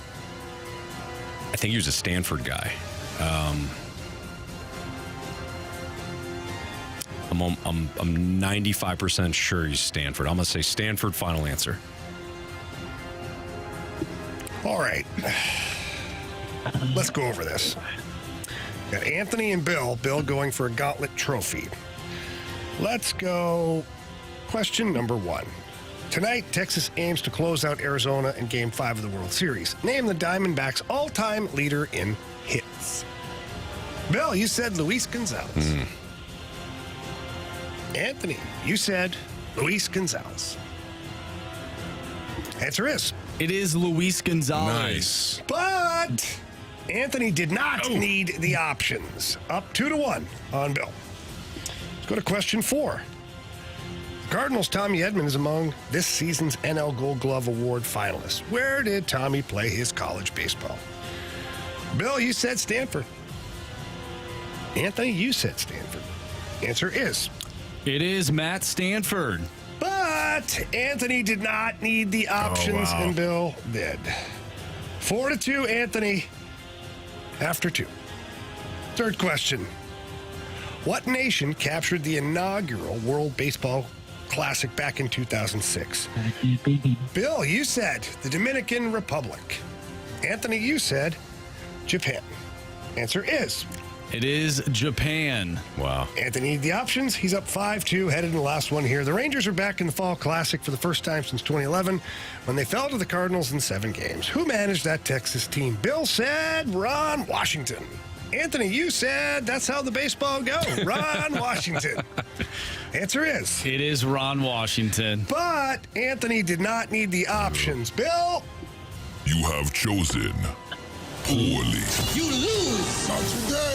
Man, Bill, Anthony got you today. He was on a heater. Yeah, he was. Wow, Sorry, 7-3 Bill. final. You did good, though, Bill. You did a real good job. You did, yeah. Thanks, Jamie. You're welcome. Thanks, Bill. Thanks for Go listening. Blues tonight. Yeah. There we go. Let's go Blues. Let's go Blues. Boy. There we go. Bill, thanks, buddy. Take care. Okay. He hung up. No, I think he's... Anthony, you just ruined his day. I think I did. He was devastated. Bill would want it no other way. Yeah, that's right. He would. That's right. Based on how nice Bill was, one, it kind of sucks to just, you absolutely kicked Bill right in the Pishneris there today. I should have said Japan, with too. a I would have had a steel-toe clean boot on. Yeah. Clean sweep. Rising there. My sun. goodness. Yeah. It was. The hamster fell out of its wheel with the Ron Washington, then got back on, fortunately. Yeah, and your options, Goldie and Gonzalez and Upton were your options for that one. Oh, really? Yeah. So, okay. So those questions, they were good. They were. They're better for you than they were for Bill today. I think so. I feel bad for Bill. I do, think too. it's because Bill's radio was on the background. But maybe. It wasn't a good start. Thing is, though, you picked up the save. I did. Yeah, that was my first huge. one since whenever. Yeah, since June. I feel good. Yeah, I feel good about that. T-Bone's going to have to be with me in the cone of silence. I think he was the good luck charm today. He texted me, said, please don't send this guy ever back in here. I don't know why. He doesn't feel the same way. All credit to T-Bone, who will join me again in the cone of silence every single time that I have the gauntlet. So he's just going to have to stay a little later. Oh, yeah, T-Bone did text and said that your flatulence was off the charts today. Well, had a nice salad, had some cabbage in there, so, things happen. Foliage? Foliage, yeah. That's right. Absolutely. All right, that's the gauntlet. We do have Jeremy Rutherford joining us in about 15 minutes or so, but let's get into Dabo Sweeney. Dabo Sweeney. Taking callers behind a woodshed. Questioning it, how much he's making. Did he? Yeah, ish. We'll get into him next on 101 ESPN. Embarrassing.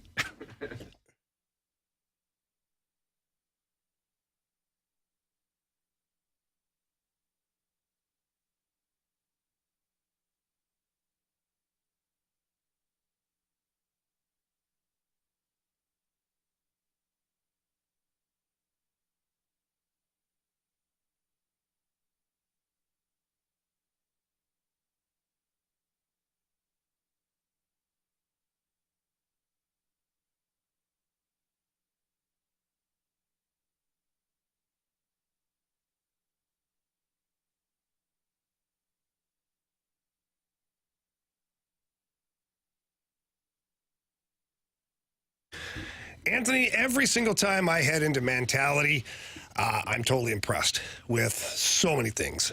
One, how awesome the staff is. Two, the clubhouse feel. You get in there, you see some of the same guys are talking about the results. You get to see them. Some guys walk through, and I'm like, look at this guy. He looks awesome. I remember, 10 weeks ago when maybe it didn't look the same, and you look like you're feeling better. Today, they said that they take care of women, too. So Ashley's headed in on Friday with me. I'm going to do a full blood panel with a board-certified physician. So not only do they take care of guys like us, but take care of women, too. It's pretty amazing. Well, Jamie, when you were talking about mentality before, a couple months ago, you were like, hey, listen, this is what I'm doing. I'd seen the change in you. And I started asking you, hey, it looks like you're working out again. You said, yeah, working out again, eating right, but it really started with going down to mentality. So if you're feeling down, if you're feeling depressed, if you're feeling run down, if you're feeling like, I talk about this sometimes where it's like Jamie was pounding the coffee all the time. I was pounding the energy drinks all the time. It's like, hey, I need this energy. For what? It's not sustainable. It's not good for you. It's not great for you. It's not real. So what are you going to do about it? Mentality's there to help. You talk to them, you sit down, you tell them what's going on, tell them how you're feeling, tell them where you want to go, design a program for you, and like Jamie said, you start to feel good after a while. Yeah, and then they legitimately care.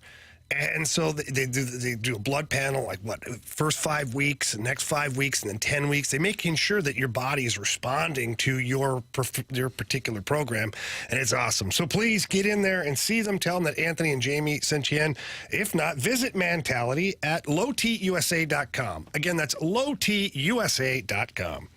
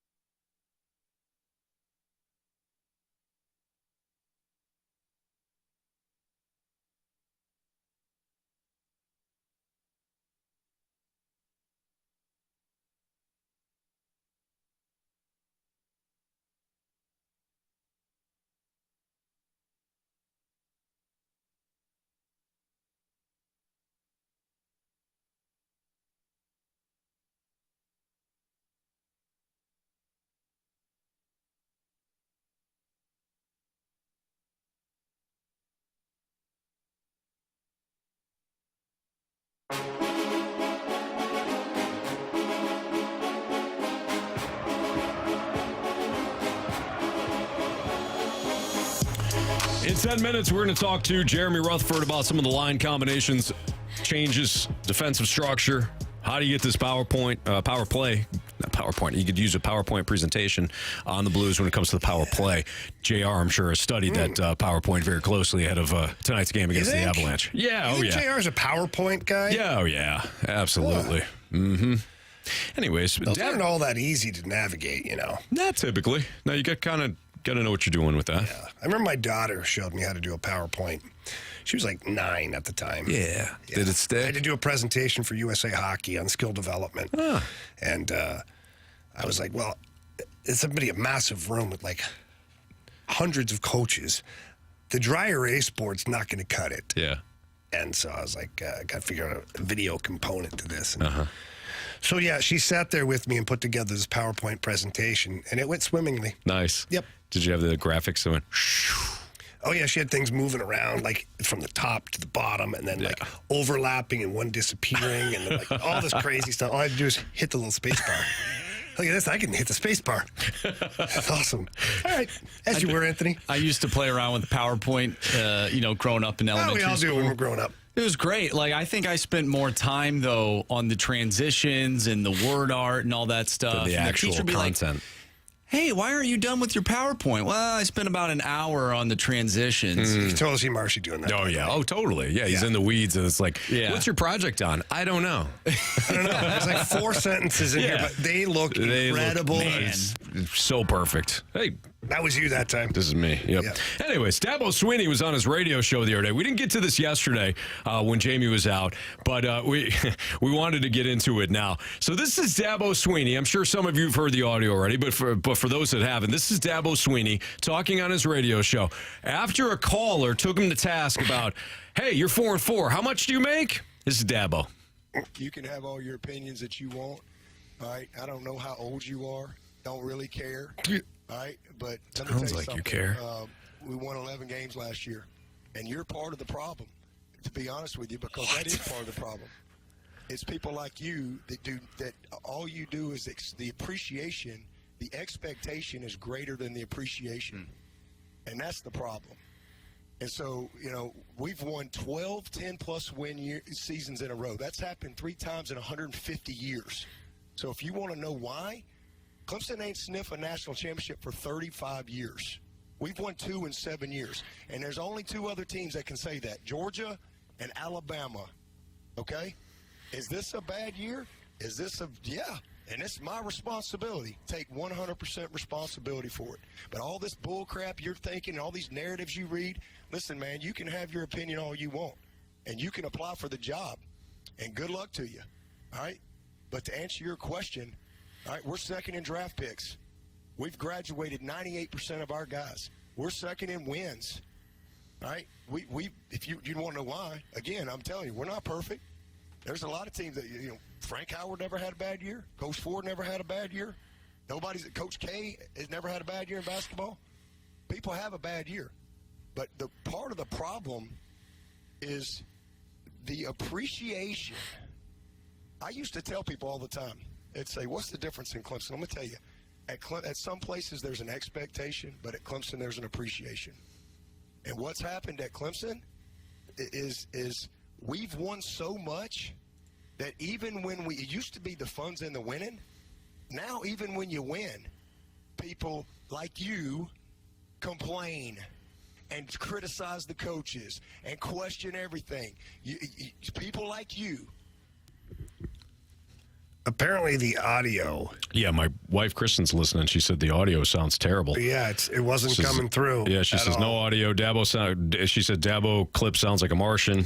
Okay, so then we apologize for the last 2 minutes of your life having to listen to that. We could hear just fine. Yeah, we could hear fine. We didn't know. We were not aware. Sounded fine. You just missed out on the Cardinals press conference. Press conference. But they just had it. Here's what we'll do. For those who were listening to that, couldn't hear it, and don't really know what we're talking about, there was a caller to Dabo Swinney's coach's show that basically took him to task saying, you're 4-4 and you make $11 million a year, something like that. How do you justify that? And so Dabo Swinney went on to kind of insult the person. I don't know how old you are. I don't care. Yeah. I don't know how much money you make. I don't care. That kind of thing. Just kind of basically pleading his case that he's a good coach and that other coaches sucked before him, and now he's been, this gift from God. He's got 2 national championships, and he has a great resume. So that's kind of the gist of it. I'm paraphrasing the heck out of that because we already wasted 2 minutes on apparently robotic voices. Well, the Kristen said it sounded worse than Charlie Brown's mom. Wow. Yeah. I thought she was going to say that sounded worse than Jamie does. No, she wouldn't say that. No, she might say that about you, though. Probably. Yeah. It's in play. And I can't blame her. Nope. But that being said. Thanks. No, you're welcome, man. I got your back. You know that. Maybe not. But. Didn't sound like it. That being said, I see both sides of this in a way. I see the side where Dabo Swinney is not pleading his case, but reminding the listeners or the fan base that he's got a pretty damn good resume while coaching at Clemson. But where I don't see it is, I don't think you need to attack people if you're the coach. You don't have to take it personally. Correct. If your resume is that good and your record is that good, it speaks for itself. And people, you have to understand as a coach, the fan base is going to be irritated by the lack of success. They don't care what happened last year. A lot of people don't. So what's happening this year? And Clemson wasn't great last year either. So now that's 2 in a row. So the fan base gets a little irritated. And this is where I'll drag it back to our very own Craig Berube. Because we don't get to talk to Ollie a lot. But we talk to Chief on a weekly basis. I don't think it's a surprise to anybody listening to know that last year was challenging for the Blues as an organization and for Craig Berube as a head coach. He never, ever once declines to come on the show. Never says it's a bad time. Never ducks us. Never gets mad at the fan base. He understands his role, but he also knows he's self-confident enough to know how hard he's working and what he's capable of doing with the team and what he is doing with the team. Dabo Swinney sounded like someone who's completely insecure or an egomaniac. I don't know which one it is. Sometimes those two go hand in hand because your ego has to be so big because you have so many insecurities. It's the only way to make yourself feel better. I know I'm Dr. Phil right now. Yeah. Doing a pretty good job, right? Keep it going. If I'm the head coach, I just say, hey, look, yeah, we're 4-4. I make an awful lot of money. I get it. I understand. But one thing I'm not doing is I'm not shortchanging you people on how hard I work. The results aren't there right now. We're hoping that it changes by the end of the season, and certainly next season looking like we want to be a lot better.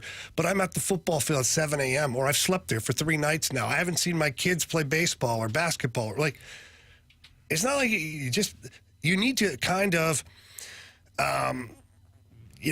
draw the parallel between the common fan and you, because both entities can be working really hard. Yes, one is compensated tremendously, but they're also creating a bunch of revenue like that. So it's usually all commensurate to what you bring in. So I don't fault the listener for being upset. I don't fault Dabo Swinney for wanting to kind of plead his case. I do fault the way he approached it. I felt like that was a little bit unprofessional. We gotta get to JR. I'll make my points quick on this because Jamie, you and I are on the same page here. Look, the caller. No, you're great. The caller was being a Diamondback. Okay, he's being a Diamondback. Dabo then in turn became a bigger Diamondback. They're both Diamondbacks in this situation. Okay.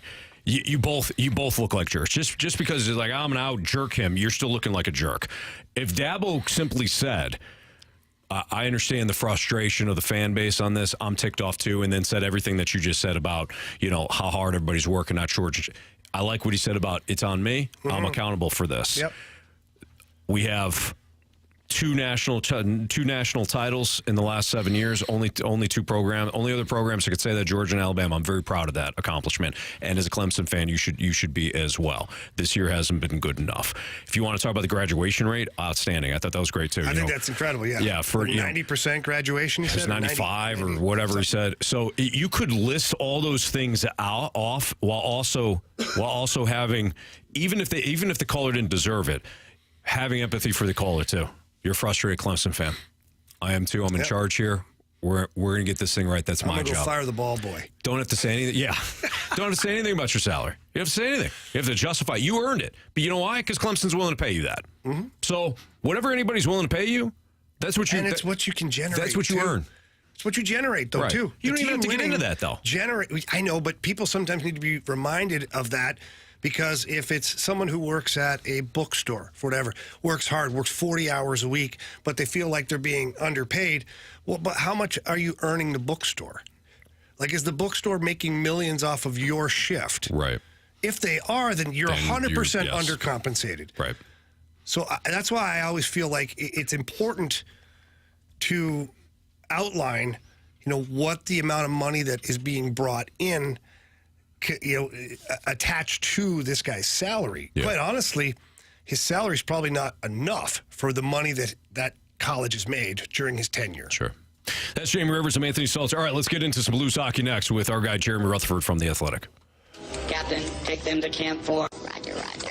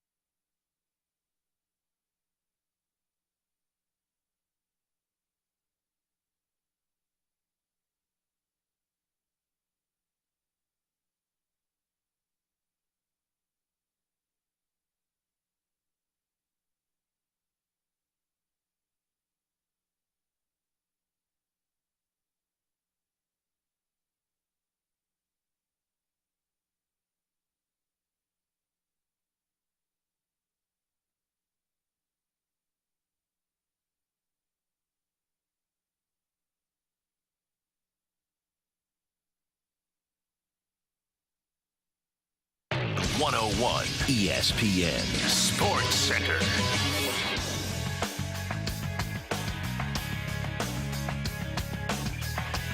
I'm Andrew Marsh. It's time for a Sports Center update, driven by Johnny Londoff Chevrolet and Johnny Londoff Autoplex. The Blues take on the Colorado Avalanche tonight.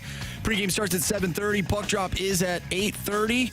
You can catch all the action right here on 101 ESPN. We're going to dive into some Blues hockey with our insider from The Athletic, Jeremy Rutherford. He's coming your way next right here in the Fast Lane. I'm Andrew Marsh, and the Sports Center update is driven by Johnny Londoff. Find new roads and shop 24/7 at londoff.com and londoffautoplex.com. Are you kidding me?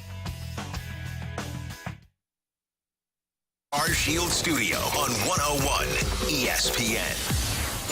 News, notes, and nuggets. It's time for the Rutherford Report with our Blues insider, Jeremy Rutherford. Brought to you by Scott Lee Heating Company, a proud Mitsubishi Electric Elite contractor.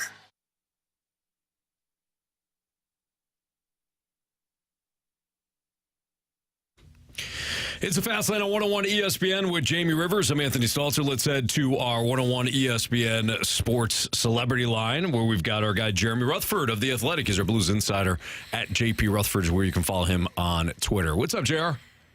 Oh, just finishing up my PowerPoint presentation here. Yeah, you seem like a PowerPoint guy. That makes sense, right? Big time. Big time. Yeah, I got a lot of them filed away and working on one for the power play for tomorrow. You've never been asked to share them, but that doesn't matter. You're still going to collect them to just make sure anybody at any time needs a Powerpoint. JR is all over it. It doesn't mean they don't exist. Nobody's ever going to ask. Yeah. I don't have to produce anything here. JR, you had the projected lineup a couple of hours ago. What do you think? What do you think about Verona being back in? That seems to be kind of the most noteworthy thing, at least from my standpoint.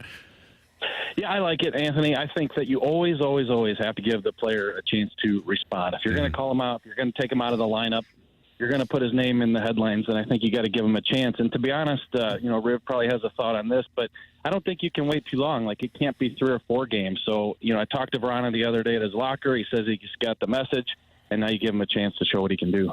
Yeah, you got to let him back out to play. I mean, he's a guy that can be a point producer for your club, and guess what? You're not scoring goals right now. Not in an abundance of goals, that's for sure. So you got to try and get him going and motivate him the right way for sure. So, JR, takes me to the next point here is, in your opinion, what should the Blues be doing more of on the power play? Just your opinion. You've watched a lot of games for a long time. You know what it looks like when it's good, and you certainly know what it looks like when it's bad. Yeah, so early on in the year, obviously it looked horrible, and it has not gotten any better, but there have been some power plays where they've established some zone time, and they've gotten it in there, and they've made a few passes. And so you go, okay, there's progress. But even when they made that progress, and even when they were zipping it around a few times, there wasn't enough at the net. And I feel like it's been forever since I've watched a Blues power play where there was a shot at the net, it dropped, there's a rebound, and there's some commotion in front of the net, and they're trying to put the puck in there. Like, I don't feel like that's been there.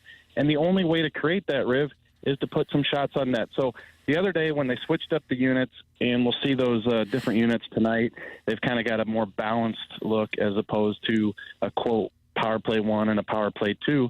What I noticed is that they were taking a lot more shots from the side, and one-timers even, which we haven't seen a lot of.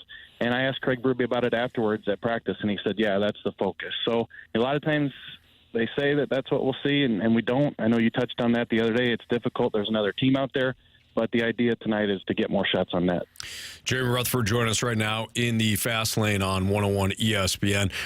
Switching gears just a little bit here. Paul Stastny has decided to retire after 17 NHL seasons. Of course, he spent a few here in St. Louis. What was one of your favorite memories from the Paul Stastny era here in St. Louis, JR?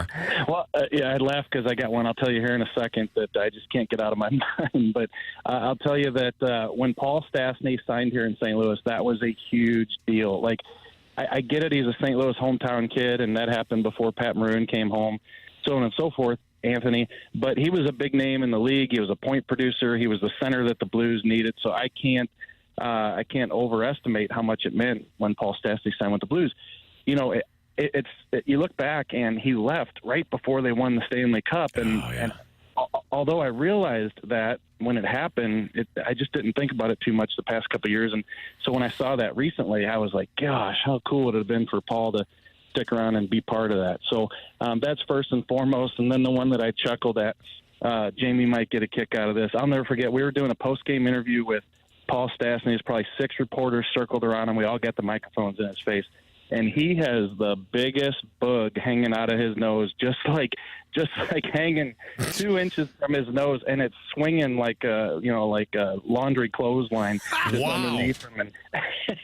And I think he finally caught attention to it, and he grabbed his hand and wiped it out and said, "Sorry, boys." But it was funny to watch this thing just hang there for 2 minutes while we did the interview. JR, you could have given him a heads up. I did not expect you to go that route. He's a nice guy. He's well-mannered. He'd have said, "Hey, man, thank you." Yeah. Probably would have wiped his nose and shook your hand. Probably did that afterwards. But, to go back to Paul Stastny, I played with Peter Stastny, his dad. I'm dating myself here a little bit. But we had Paulie and Jan, and they were hanging around the locker room.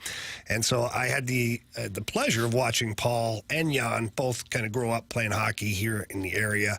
And then when he got here to be a Blue, Paul Stastny and I have the same agent. And I always used to call Paul Paulie Walnuts to my agent. Yeah. And so that kind of stuck. And so when he came here, guys started calling Paulie Walnuts. So when I texted Paulie, last night, congratulating him on a great career, he's like, "Hey, man, thanks a lot. Thanks a lot for the nickname." Yeah, no, we called him that a few times, and I was always wondering where that came from. Obviously, the TV show, but that was awesome when I heard that you gave him that name. Yeah, it's my claim to fame, JR. I don't have a lot in life, but I have that, JR, switching back to the current Blues now, so they're in Colorado. They have the Avalanche tonight. You've got so much time left, but this does feel like a little bit of a litmus test early on because we've seen this Blues team be inconsistent. Do you also see it that way, where this is a bit of a litmus test early on to test the way the Blues are playing and see if they can switch things up on the fly against a really good Colorado team? So we're done talking about boogers already? I think we're done talking about boogers. Yeah, I think we covered it. We always revisit later. Yeah. Yeah. No, I think it for sure is. I mean, one of the best teams in the league. You're talking about a cup contender in terms of the Central Division. You see Colorado and Dallas. Those are the 2 teams that Doug Armstrong mentioned when he said, "I'd like to finish third," behind those 2 teams. So this definitely is a litmus test. The one thing I'm looking at, guys, tonight, other than the fact this is a great team that you're going up against, is the speed element. That's been a problem for the Blues. I mean, you can say they're slow, and I think we could all say that after watching these first 7 games. That's a little bit of speed, but it's also them playing connected. We haven't seen a lot of that in their losses. But you're going up against a fast team in Colorado, and they haven't been good against the Seattles, the Arizonas, those type of teams. So I asked Craig Berube about that yesterday, and he said something that you'd expect probably, that you got to get some skin on them. You got to stop them. You got to slow them down a little bit. Anything you can do to slow them down. So, if Colorado gets running and they get the zone time and McKinnon's doing his thing where he's circling around like a vulture, it's probably going to wind up in the back of the net. So the Blues are going to have to be aware of that and do a better job than they have against these previous speed teams. JR, what are your thoughts on some of the defense pairing changes? Because, having covered all the games so far this year, I've really liked Leddy and Parayko. Parayko has been fantastic. I mean, he has been dominant out there. And Leddy has been very good as well. Krug and Falk have been very good, responsibly, defensively. I like the way Justin Falk has added physicality. But now you've got Scandella bumped up to play with Parayko, and Leddy dropped down to play with Tucker. What do you think Craig Berube's thinking, and what are your thoughts of that? Yeah, I think that Parayko's played awesome, so I want to echo what you're saying there. And I think Leddy's played pretty well, too. The pair has been good. I think they're looking for some balance in the 3, and, of course, they always talk about having a stay-at-home guy and a puck mover in each group, so that's why you see Leddy with Tucker here. The Scandella-Parayko thing, you got to look at it a couple different ways. One, when Scandella got here, I think the pair worked for about 11 games at the end of that season. People thought, okay, maybe this is a pair that can work in the future. It didn't, but Scandella was hurt and banged up, as we found out, and needed the surgeries. And now he's healthy, and he's played pretty well, maybe not as physical as you want him to. But I think let's take another look at it now that Scandell is healthy, if indeed that's what the coaching staff wants to do here. In the meantime, man, 8 guys. How are you going to get them playing time? When do you trust Pernovich enough to put him in the lineup? Can you have him in there with Krug? I think they're just kind of looking at some different things. But, I agree with you that Letty and Parayko have looked pretty good. They're just going to see what it looks like now with Scandell and Parayko together. All right, JR, great stuff as always, man. We'll talk to you next week. Have a good rest of your week. Yep, thanks, guys. That's Jeremy Rutherford at JP Rutherford on Twitter. Don't forget, tonight, Blues Avalanche pregame right here on your home of the Blues 101 ESPN starting at 7:30. If you got a question, send it into the Air Comfort Service text line at 314-399-9646. We'll do our Sports Six-Pack next. College football is on ESPN, Texas and Kansas State this Saturday morning. Pregame at 10:30, kickoff at 11. Your home for the NCAA. Anthony, the NFL is exciting to watch. It's also exciting to, sprinkle a little cheddar around. And I do it over at FanDuel, America's #1 sportsbook. Why are they #1? They have so many great deals available to everybody. But this one in particular is for new customers. New customers get $150 in bonus bets with any winning $5 money line bet. So you get $150 if your team wins. That's it. That's all you have to do. Just simple. Bet on the team that's going to win. You could choose any of your favorite teams, get it done. That's $150 if your team wins. And if you've been thinking about joining FanDuel, there's no better time to do it than right now. They got the spreads, the player props, the over-unders. They got Super Bowl futures. They got same-game parlays. It's all available for you. So visit FanDuel.com/fast. Again, FanDuel.com/fast. And work with FanDuel, the official partner of the NFL. 21 and over, present in Illinois. First online real money wager. Only $5 pregame money line wager required. First online real money wager. Only $10 first deposit required. Bonus issues non-withdrawable bonus bets that expire 7 days after receipt. See terms at sportsbook.fanduel.com. Gambling problem? Call 1-800-GAMBLER.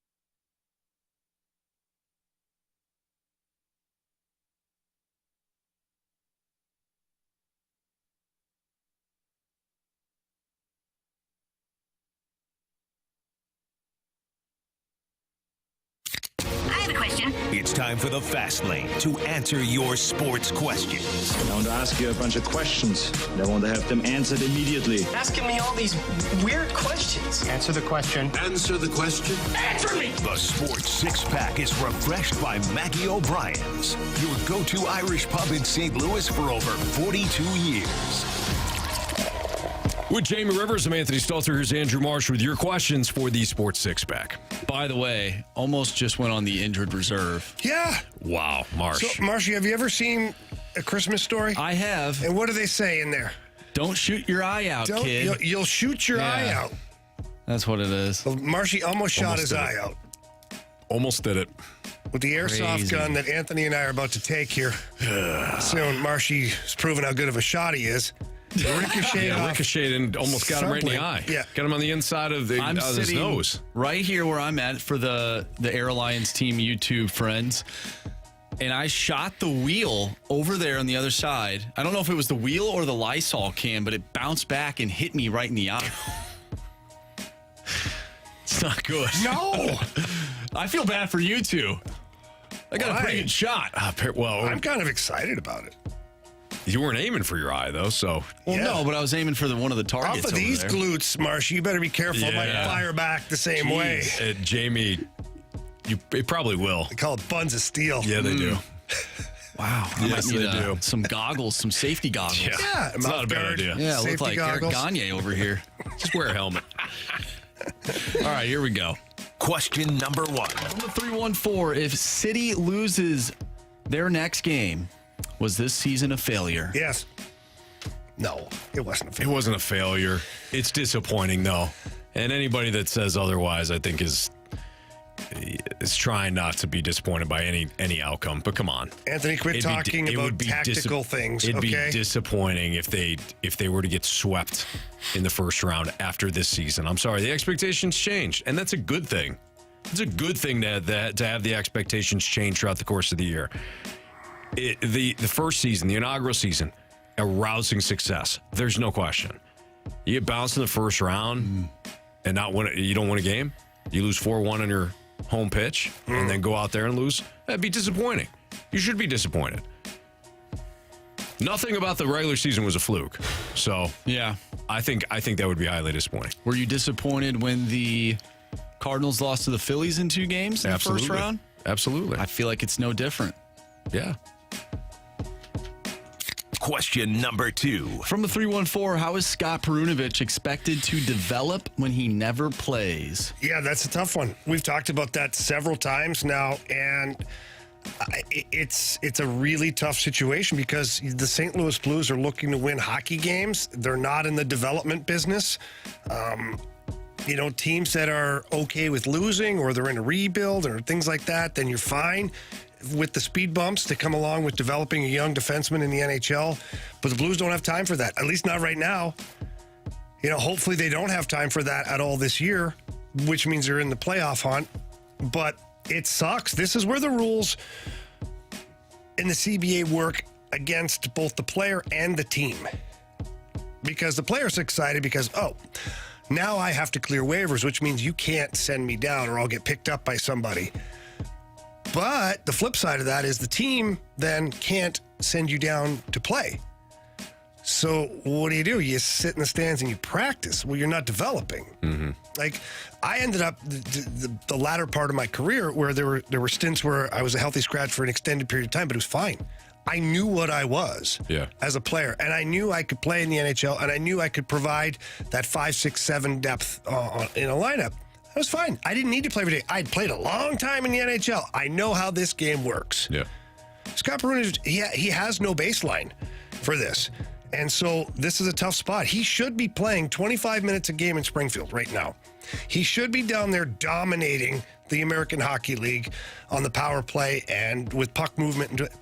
But he can't because he has to clear waivers. Mm-hmm. So the player, maybe Scott Perunovich wants that. Maybe he wants to go on waivers and get picked up by somebody who's going to play him more often. Yeah.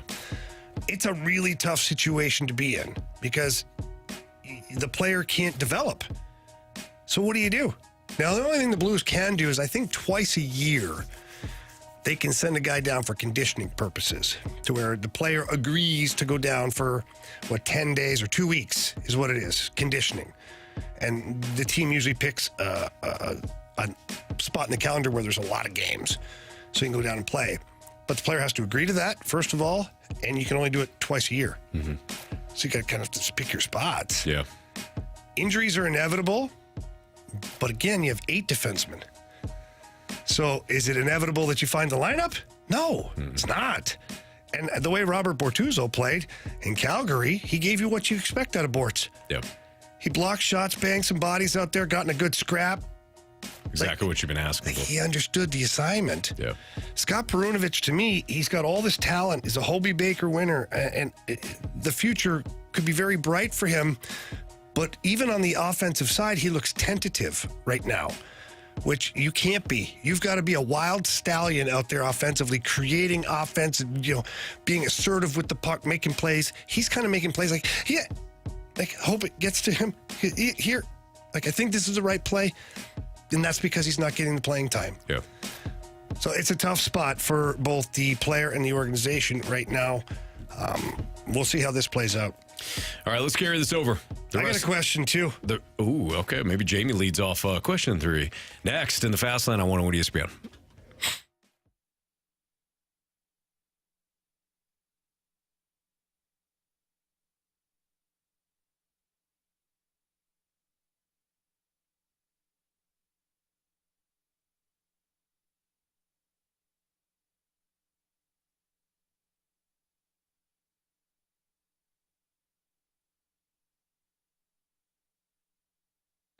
When it comes to finding a new vehicle, you could do so at Auto Centers Nissan Herculaneum. It might be a new vehicle to you. It might be a pre-owned vehicle overall, though. They've got them there. They've got over 700 vehicles on their lot out in Herculaneum, whether it's new Nissans or pre-owned vehicles. You can find them there. And it's not just Nissans, too. They got different kind of makes and models. Anything you're looking for, SUVs, sports cars, anything, vans, trucks, you name it, at all at Auto Centers Nissan Herculaneum, all at great deals, especially throughout the month of November, and the financing options to go with it. They've got financing options for everyone that walks through the door at Auto Centers Nissan. That means whether you have good credit or bad credit, you could be set up with the best financing options available. Just head down there, tell them what your situation is, tell them what you're looking for, or better yet, start online at AutoCentersNissan.com. You could browse what they have on the lot and then go in for your test drive and be ready to go. Take home your next new vehicle. 30-day return promise on all new Nissans. The free lifetime complimentary warranty too on all new Nissans. All courtesy of Auto Centers Nissan Herculaneum. Tell them Stalter sent you.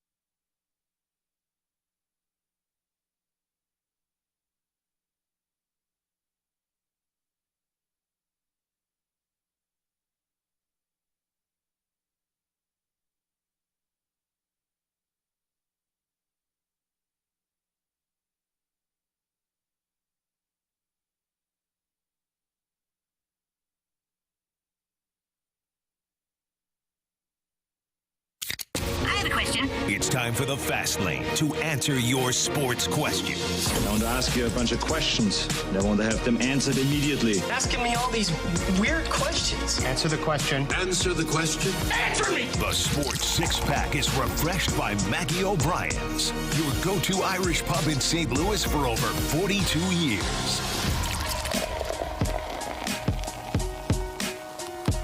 Welcome back to the Fast Lane here on 101 ESPN. I believe we only got 2 questions in for the Sports Six Pack, so we don't want you listeners shortchanged at all. So Andrew Marsh, Jamie Rivers, Anthony Stalter, we're going to keep tackling questions here. So Marshy, let's party. Question number 3. From the 314, Jamie, what do you think of Ottawa's GM being let go / fired for lying about a no trade clause? Yeah, this is a disaster. Man, this is a black eye for the Ottawa Senators organization where they just recently starting to get back on the right page here. They've got a fantastic young hockey team led by our very own Brady Tkachuk up there in Ottawa, and they get a brand new owner with lots of money, and he's passionate about hockey, and just like you think, man, this is an organization that's on the upswing. Until this happened. So last year at the trade deadline, or wasn't the trade deadline, during the season, there was a trade made by Ottawa to the Vegas Golden Knights for Dadonov, was the Russian player. And the Vegas Golden Knights asked Pierre Dorion, the GM of the Senators, if he had an updated no trade list. Mm-hmm. And Dorion said, no, he doesn't have a list. Making it seem like there's no list. But so the trade goes through, and then Vegas goes to flip Dadonov at the deadline to the Anaheim Ducks. And the agent pipes in at that point and goes, no, they're on the no trade list. Vegas goes, what do you mean, no trade list? We were told there was no list. Well, then the agent pulls up the records and the emails and shows them that there is, in fact, a no trade list. Wow. So Pierre Dorion, GM of the Ottawa Senators, either forgot or just flat out lied about it and crossed his fingers that this would not present itself down the line. Well, it did. So what happens now is the league has punished the Ottawa Senators organization with a first-round pick being taken from them in either 24, 25, or 26 draft. I don't know who gets to pick that, if the team can or the league picks it. But here's the bigger twist to it all. Michael Andlauer, the new owner of the Ottawa Senators, says that he was never notified by prior ownership or the league that the Shane Pinto suspension was looming for the gambling stuff, 41 games, or that the Dadonov case was even still being negotiated between Vegas and Ottawa and the league for the punishment. Says he was never notified of either of those things. So now that's a black eye on the NHL too, because you wanted this sale to happen because nobody wanted Melnick or his estate to continue owning the Ottawa Senators. They desperately wanted Michael Andlauer's group to get the team. So did they just not bring it up? Like, that's withholding information. Yeah. So Andlauer today was like, at no point was I notified of either of these situations. Wow. Can he counter sue the NHL and get those draft picks back? No, he won't be able to do that, but he can sue them. Well, yeah, sue, not counter sue. I guess they're not being sued. No, but not even for the draft pick. If I was him, I would sue the NHL for money. Mm-hmm. Because I'd be like, you had me pay top dollar. I mean, almost unheard of amount of money for a team like that. You had me pay $1 billion for a team that had these 2 issues. So one of my young players, my star players, can't play half a season because of this gambling thing. And then I have potentially another star player and a first-round pick that I no longer have access to. So you sold me a product that wasn't exactly what it was portrayed to be. So I would ask for compensation back in some form, somehow. I don't know. I think it could get nasty, or he just lets it ride, and then somewhere down the line, Ottawa ends up like a Winter Classic or something like that. Do you know what I'm saying? Yikes. Either way, it's a mess up there in Ottawa. Pierre Dorion lost his job today because obvious reasons. Steve Staios, a former teammate of mine with the Sudbury Wolves, taking over as a GM in Ottawa. Yep. Well, that's good. See you later, guys. No, I'm just kidding. All right, I got one here. Question number 4. Okay, this is, I'll try to put it into question form, but how about this? What do you think about the Padres having to take out a $50 million loan to help cover payroll? I think that their all-in approach backfired. Oh, baby. Can you imagine? So you're a team, a Major League Baseball team, you've overspent, but it's like you're a fraud because you didn't have the money to spend. Right. If you're having to take out a $50 million loan to cover payroll, you didn't have the money. Right. You were banking on recouping that with long playoff runs. Yeah.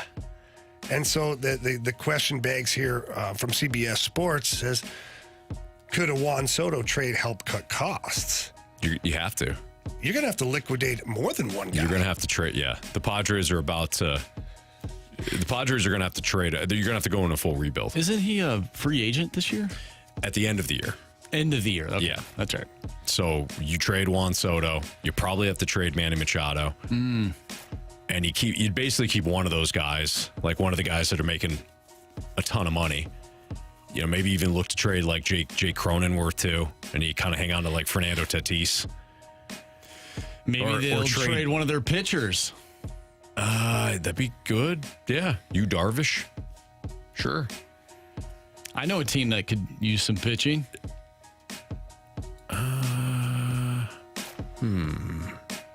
Dodgers. Maybe. Yeah.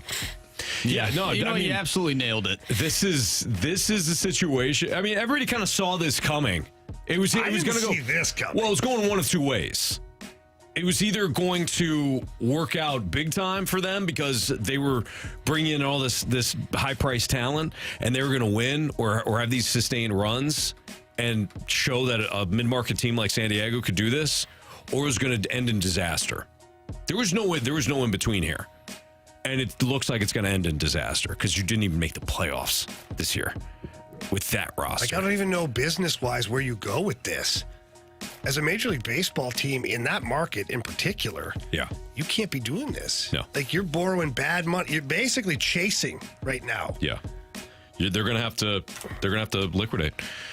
They're going to have to trade off all these, and other teams know this now. So good luck on trying to get fair market value for some of these guys. It's an absolute disaster. They see you now. They're like, okay, good one. Absolute disaster. Question number 5. From the 636, if the NCAA gets money hungry, I think they already are, and tries to expand to 16 teams for playoffs, do you think it would lose interest for the overall entire campaign of the football season, or does it generate interest more? It would generate interest more. Here's why. Think about the regular season. Think of last week. How many games and Jamie, you've made this point for a long time. Mm-hmm. How many games are you really interested in on a Saturday? The games that you just can't wait to watch.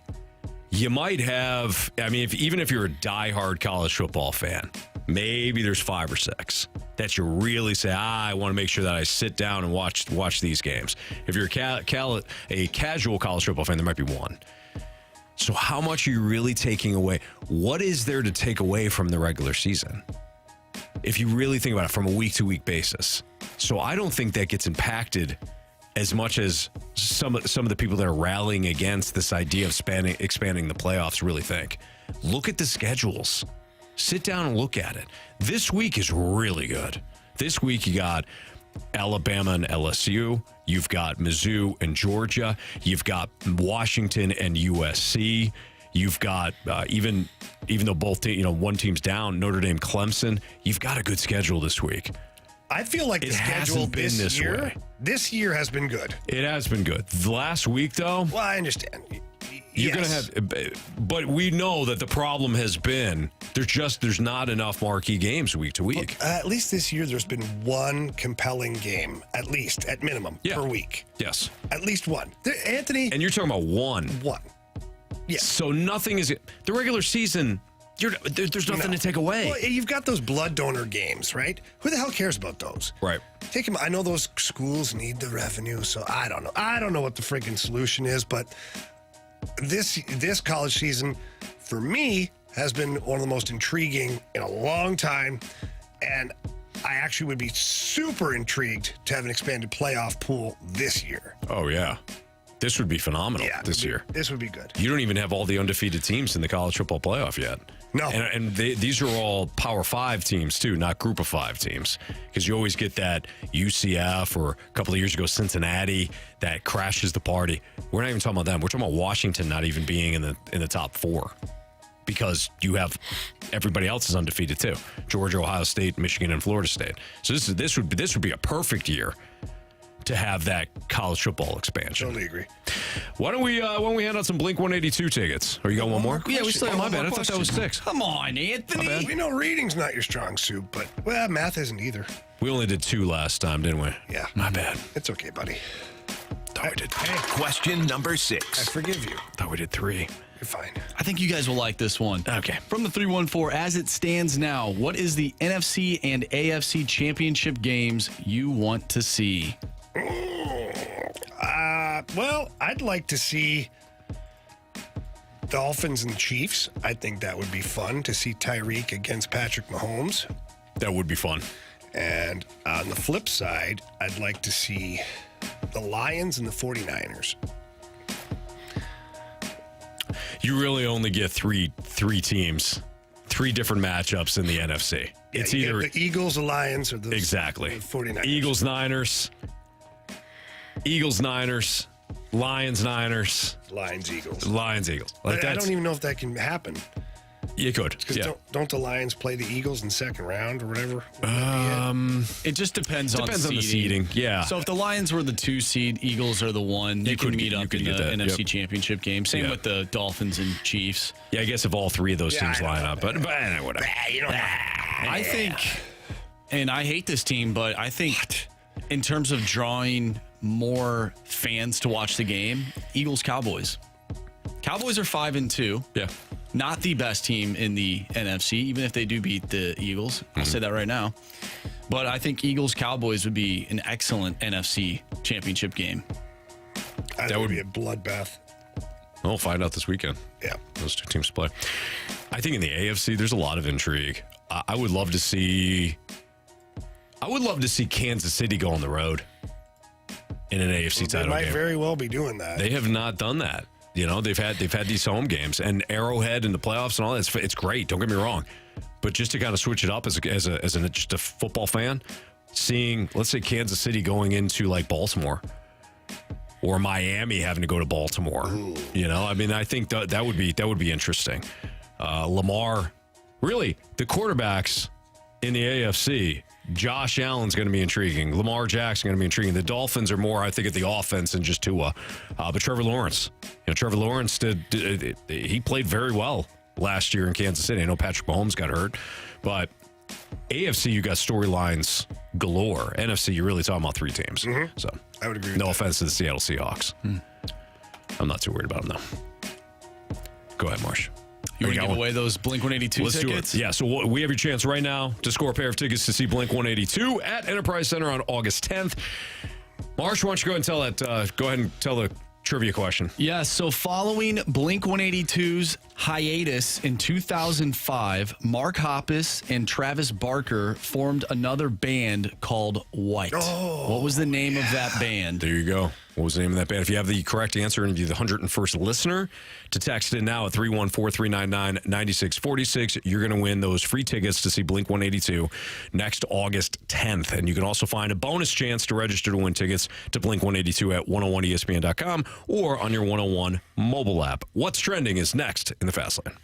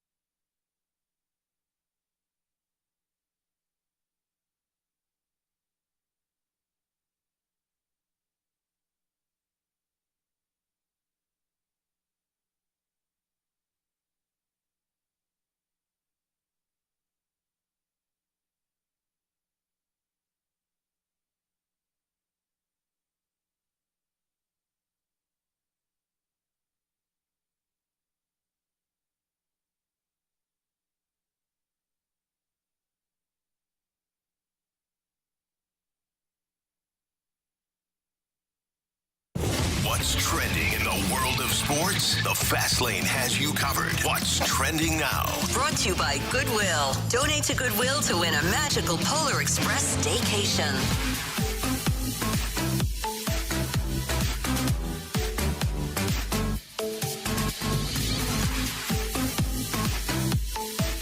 Welcome back to the Fast Lane here on 101 ESPN. Anthony Stalter, Jamie Rivers, I'm Andrew Marsh, and it's time for What's Trending. This is according to Kevin Weeks. He is told that there are ongoing discussions between involved parties for a potential scaled-down World Cup of Hockey featuring only NHL players, perhaps in 2025, on a potential timeline between the Super Bowl and March Madness. Yeah, it'd be interesting to see what the Players Association thinks of that. It's more games slammed into the schedule right in the middle of the season. And I don't know what the NHL teams would think about that. Honestly, do I want Connor McDavid?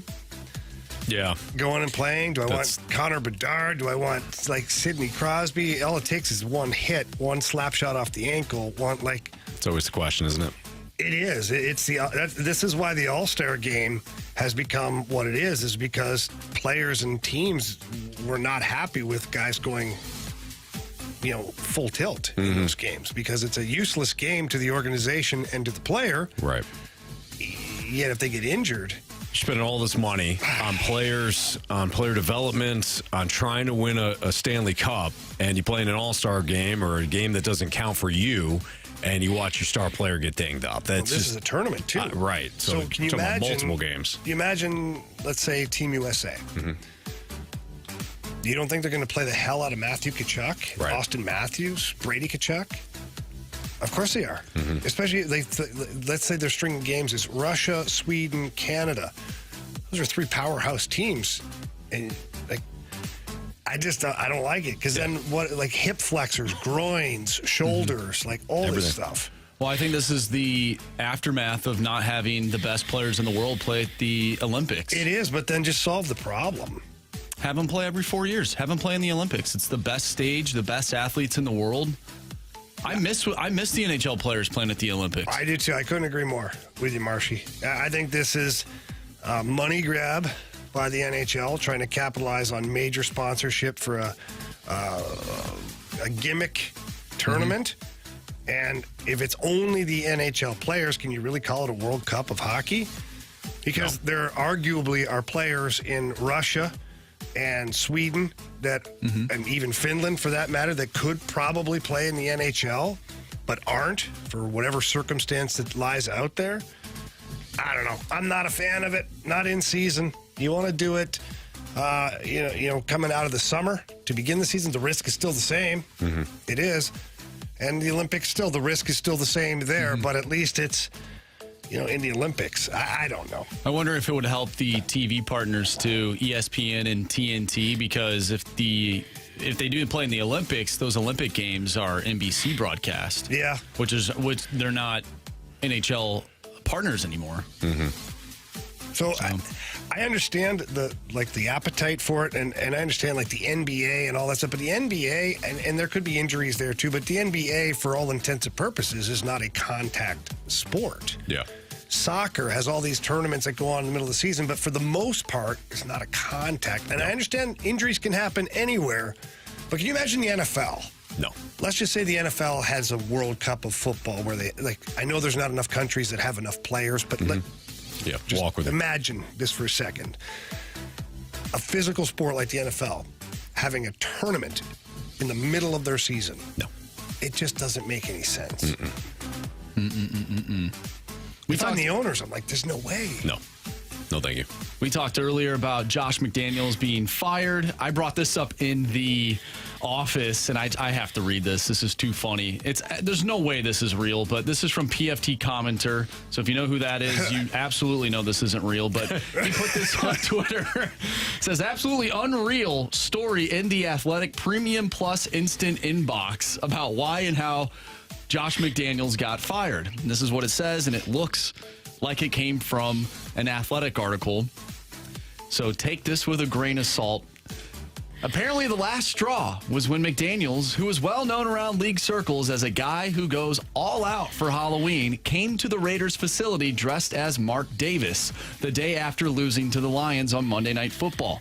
Davis seemed to take it in stride at first. He appeared to laugh and even ordered his now trademark P.F. Chang's lunch delivered to Coach McDaniels to complete the look.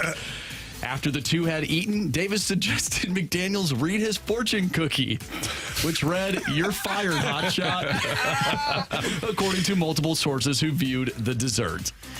Marsh, can you read the very first line or of the tweet? The very first thing that you read off. Absolutely unreal story in at The Athletic Premium Plus Instant Inbox about why and how McDaniels got fired. Pretty unreal story. Absolutely correct. There's no way that's true. I want it to be real, though, Anthony. It's funny nonetheless, but there's so much. Like, can you see Josh McDaniels going all out for Halloween? No. Could you see him the day after an embarrassing loss to the Lions on national TV? Dress up like the owner. And let's be honest, that owner is not the greatest looking guy. He doesn't have the greatest sense of style or the greatest haircut. No. So when you would do a Halloween costume, it's always over the top. Mm-hmm. So can you imagine Josh McDaniels showing up with like khakis and a white turtleneck and just a pumpkin bowl cut. pie? No. Nope. Found some dead animal on the side of the road. Yeah. Plopped it on his head. Yeah. No, that's funny. It's funny nonetheless. What else you got, Marsh? Speaking of Halloween, though, I saw some videos on Twitter of people stealing Halloween candy from people, from houses. Adult women, mothers. With their kids, stealing an entire bucket of Halloween candy that was sitting outside. To set this the table here properly, Really? It was like a Ring camera. Yeah. And, some people, I don't know why they do this, but they do. They just put the bowl out and it's like, hey, take your own. Like, yeah, I get it. Well, maybe they're out, but they also want to make sure they participate or something. They don't want to be bothered. Whatever. I don't know what your They don't reason want the is. doorbell ring. You got a baby. No. Don't want to go with the doorbell ringing constantly. Maybe. Yeah, you're right. So I've seen this before, and I've taken my own children out, and they approach the bowl, and most of the kids take too much. Yeah. Not in a crazy way. Some do. They take a little handful. A little handful, and you're like, yeah. No, take one or take two pieces of candy. Right. Want to make sure that the other kids get candy in the neighborhood too. That's not the way we operate. Mm-hmm. It's called good parenting. Yeah. Okay? Right. Or it's called just parenting, period. Right. Forget good. You take your kid, you move on your merry way, and if there's other kids that are there unattended to that are doing the same thing, you're not mean, but you just, hey guys, don't take too much here. Yeah. Leave some candy. Because imagine if you rolled up on this bowl 25 minutes from now and there was nothing. Yeah, nothing. Right. It's called being a good person. Mm-hmm. This video is incredible. The mothers roll up on this, the parents, it just happens to be mothers at this point, with the kids and are slamming the whole bowl, like grabbing fists and just like gonna empty the whole damn bowl. So much so that other kids roll up and like are fighting to just get some candy out of this bowl. Unbelievable. So can you imagine being a parent? Like what are we doing here? And we wonder what's wrong sometimes with what's going on. Right. You wonder why kids are, these damn kids. It's not the kids, it's the damn parents. It's the parents. The apple never falls too far from the tree. Yeah. Come on. Really? I just think it's stupid. For candy? It's ridiculous. But yeah, we encountered that a lot last night when I took the kids out trick-or-treating. And there was a lot of bowls out front. We did the same thing. Every house. Because kids, they forget 2 seconds later. But every house that had a bowl. Guys, take one or two. Take one or two. Like it's in the spirit of it too. Like I don't want to sound cheesy, but like no. And my kids, they kind of give it to me like, Dad, you're so like, oh, you're so cringy. You talk to all the kids, right? But it's awesome. Hey, what's your hey kids? No, but honestly though, Marshy, they roll up. The kids have put in some effort for the costume. Or the parents. It's a personal choice. And you say, hey, how you doing? You having fun tonight? Right. Hey, I like your costume. This, that, the other. Got a joke. I didn't know the joke. I don't really ask for the joke because I don't put a kid on the spot. I didn't realize that the joke thing was a thing here in St. Louis until I moved here because we didn't have that. That's why it's called trick or treat. I didn't. Yeah, but what if you then technically it's not a joke or a treat. It's a trick. Yeah, trick. Show You me got to a trick them. You got to trick them. Yeah. You got to show them a basic I didn't make magic. the rules. A magic show, you know? What was the best joke that you heard all night? Oh, man, my memory is terrible. But it was I was only with my kids. Yeah, I wasn't handing them out. And I forget, man. I burned my hand. You had too much bourbon. You had a tumbler of bourbon. I had a tumbler full of What do you call a guy that burns his hand outside of handing out candy? Handing out candy. Jamie Rivers! Yeah, we call him an idiot. My daughter Madeline, she had a couple that she was using. She had what part of the house, what room in the house is the safest if there's a ghost in the house? The living room. That's a she good was using one. that one. I thought that was good. Yeah, hats off. That's good. What else? She had another one too. My son went with it. Killian went with the same joke every time. Why is 6 scared of 7? Because 7, 8, 9. Because 7, 8, 9. Yeah. That was an easier one for him to remember. Yeah, it was solid. I can't remember the other one she used. We had a couple of kids come up, and I can't remember anything, unfortunately.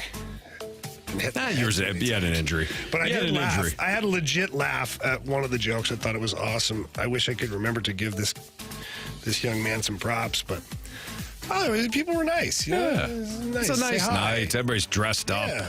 Well, feeling good. One kid come up. It was the cutest thing ever.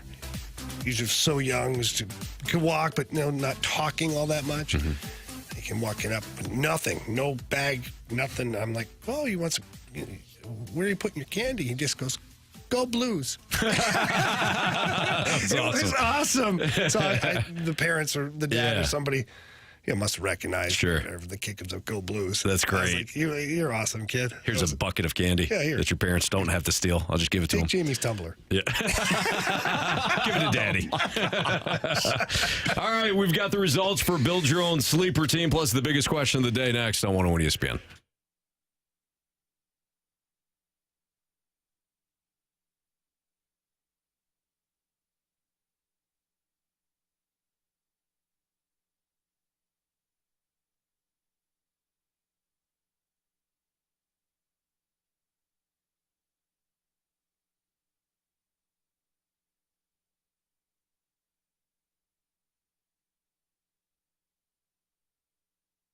Need to sell your home? Here's who I recommend. Gloria Liu, owner of Your Home Sold Guaranteed Realty, and here's why. If you're serious about selling your home, take it from me and call Gloria Liu and ask her about her multiple cash offers program where you receive multiple offers quickly and eliminate the hassles of open houses, costly repairs, and maybe that time on the market that you don't want. With Gloria, you have the options and you choose the best cash offer. And if you're a home seller, I've got good news for you. The market is still in your favor. However, right now, between the holidays and that time of year, you're going to have to try and make the most money possible. And Gloria says you can't time the market, but you can sell your home in the months that are statistically the best for you. So please don't hesitate to give my friend Gloria a call at any point. And when you call her, tell her that Jamie Rivers sent you in. And that number is 314-325-6888. That's 314-325-6888. Or visit GloriaHasTheBuyers.com.